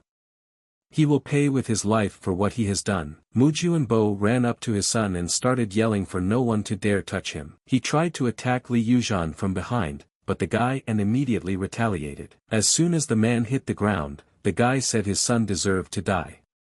Just like he deserved to die. Li Yuzhan tried to launch an attack on Bo, but at this time, Lu Xincheng's puppet appeared in front of the man. Li Yuzhan told the guy against the road, this is not his fight. Lu Xincheng replied that he had already dealt with Qiu as he deserved. But his father is not guilty. The guy yelled that parents are just as responsible for their children's misbehavior. If he wants to defend him, he'll kill them both. Both of them showed their strength. Li Yuzhan asked the guy thinks this trick will work on him twice. As soon as the guy threw his punch, Xinchen didn't immediately have time to react, so the attack caught him. All of the elders watched this fight anxiously. Yet he succeeded in rejecting his attack. Calling Lu Xinchen a common show-off, Li Yuzhan gathered all his strength into his sword, then attacked again. The guy didn't understand how. How was he able to cancel out his elemental technique? Suddenly, the elders shouted that enough is enough, no more fighting. They were both disciples of the same master and should live in peace. Looking into each other's eyes, Li Yuzhan asked the guy if he would repeat. Lu Xinchen replied that of course. Suddenly the master shouted at them not to even think about it. If they laid a finger on each other again, he would kill them both. His furious shout made even the elders tremble. They thought that an angry sect leader was no joke to them. Turning to Yuzhan, the master asked is he finally back? Why did the guy stay so long at the Tinyu Pavilion? Li Yuzhan replied that he was forced to stay there because of rumors. Rumors that they had discovered a barbarian hideout. 6 years ago, the Tianfu continent was invaded by barbarians. The real Lu Xincheng's father went to war with them, having first gathered all the warriors of the Lu family. After the war, the barbarians went on the run. All these years, people have been searching for their hideout, to know where to expect danger from. Li Yuzhan replied that yes, Tinyu Pavilion took it upon themselves to discuss this situation at the meeting. There, it was decided that for the sake of the safety of the entire continent, they would summon all divine realm level and supreme level disciples. The head said that they were without a doubt one of the oldest enemies they had. Another war with them would definitely put the entire continent at risk. If Tinyu Pavilion decided to take command, all they have to do is help them. The boy replied that it would be as the leader ordered. The head told Mr. Mujuan that he heard everything himself. They will discuss the details of his son's case with him later. In the meantime, he'd better go home and get a good night's rest. Then he ordered someone to give the gentleman a place to live. He ordered the other elders to announce a general gathering of disciples in the plaza in an hour. Lu Xincheng thought, what does he care about the fate of the continent? His only goal is to become stronger and return to his world. But for now, he's too weak to survive the war alone, so he'll have to be a soldier for a while. The war is clearly going to drag on for a long time, the guy doesn't even know if he can survive. So it looks like it's time to visit Old Man Li and the others. The head said that in 2 months, the first elder would lead them to Tinyu Pavilion to fight back against the barbarians. Until then, they have time to gather and, perhaps for the last time, see their families. The guy thought that first, he should go back to his hometown and make 4 iron puppets for Old Man Lee and the others. Placing a hand on the lad's shoulder, the master said he was sure Shinchin knows the trip won't be an easy one. He should be able to protect himself. Therefore, he had prepared this spiritual ring for him, a powerful treasure that accelerated the flow of energy in his body. The boy asked giving him such a treasure. Even in his world, such things were very rare. The master said to let him remember, no matter what was going on between them, they were both disciples of his sect, his disciples. Let him promise that when the war is over, he will definitely come back. Lu Xinchen replied to the master that of course, let him have no doubts. The guy thought he was sorry, but he wasn't going back. Lu Xinchen must return to his world, and to do so, he must leave the sect. But if he ever gets the chance, he will repay the sun and moon god sect for everything. Suddenly, from behind him, he heard the words that the head seemed to be very worried about him. Brother Yuan said that everyone was leaving soon, so he should also hurry back to his family. The guy asked what about him. He didn't decide to spend the whole 2 months in a cult, did he? Not Yuan asked what can I do? He doesn't have a family. Did he forget that he was a gangster before the sect? Lu Xinchen asked how is it not? Isn't he family to him? The guy replied that he was too. He realized that Old Man Li and the others should be left with 4 puppets, one was already there, it was at the 3rd level of the divine realm. If they use better materials, they'll be able to make the rest of the trio about level 4. He realized that for their backwater, that would be more than enough. After a few days, the boy decided to set out on his journey. As soon as he called his eagle, Wei Wuxuang called out to him. Brothers going back to town, right? The guy thought okay, he'd bear with her one last time. We'll end it where it started when she decided to break off the engagement. He replied that yes, it could fail, let her jump in if she wanted to. While on the crescent moon journey, the girl told me that yesterday she had made a spiritual connection with her father to let him know when they would get there. She said let the guy look, everyone was already gathered at the city gate. The father asked why his daughter was with him. Where's Muyin Qiu? Even though this guy has become stronger, but his family is in total decline, he is no match for them. The girl immediately asked her father to stop saying such things. She told him that Muyin Qiu was dead and that this guy had become a disciple of the sect leader. He's a big shot now, so she's the one who's no longer his equal. Walking down the city street, people were discussing whether this guy had been dying when he left. They couldn't believe he came back so handsome. Standing at his door, he said he was finally back. He didn't have much to do with this place, but it was nice to be back. As soon as the door opened, Lu Xinchen told Uncle Li and Uncle Huang that he had returned. They immediately informed everyone that the young master had returned. Seeing the young master, the man fell to his knees. Crying, he said that at last the boy had returned. The servants told Mr. and Mrs. that the young master had come back to see them. He is all grown up now, so they have a lot to be proud of. Lu Xinchen thought about how he didn't know if they could hear him, but he still wanted to tell them that their son was dead. But as long as the guy is in this body, he will consider Lu's family as his family. He's leaving town soon, but they don't have to worry about the old man and the others, he'll take care of everything. As someone suddenly ran into the young lord and said that there was trouble, the heads of Feiying Fortress, Tang Fortress, and Zhuzhe Pavilion gathered at their gates. Did the man ask what they wanted from them? They heard the gentleman was back and got scared. He's going to give them a hard time. Stopping the man, the lad told Uncle Li that it was all right, let them leave them to him. Did the guys ask 100 since he's back? Lu's family is still the same scum. He'd been away for a year, and now he was back, and he didn't know who he was. Suddenly one of the men said it was time to come in. As soon as he took a few steps, Lu Xinchen appeared in front of them. The guy asked what kind of gathering they were having, were they looking for trouble? Suddenly all 3 men froze. They thought, is this guy really back? He was almost dead when he disappeared, but he came back more alive than ever. If he can handle him, he'll be the strongest in the city. One of the men said that he had misunderstood, but that he had come to welcome him and invite him to the Tang Fortress. He was followed by the next man. He said that these scum could wait, they'd better come to his pavilion. One of the men shouted that enough was enough. He said that Lu's family was part of Feiying Fortress, so the guy would of course look in on them first. Walking up close to Yang Ling, Lu Xingqing said that if he remembered correctly, the man himself had severed all ties with his family. Now he dares to say that they were part of the fortress. The man replied that he was a grown-up guy, he should realize that it was impossible to really break all ties with someone. Calling him a shameless bastard, the man asked did he forget how he took away all the guy's possessions and threw him to the Gao family. Yang Ling told the guy that he was really sorry for the way he treated him in the past.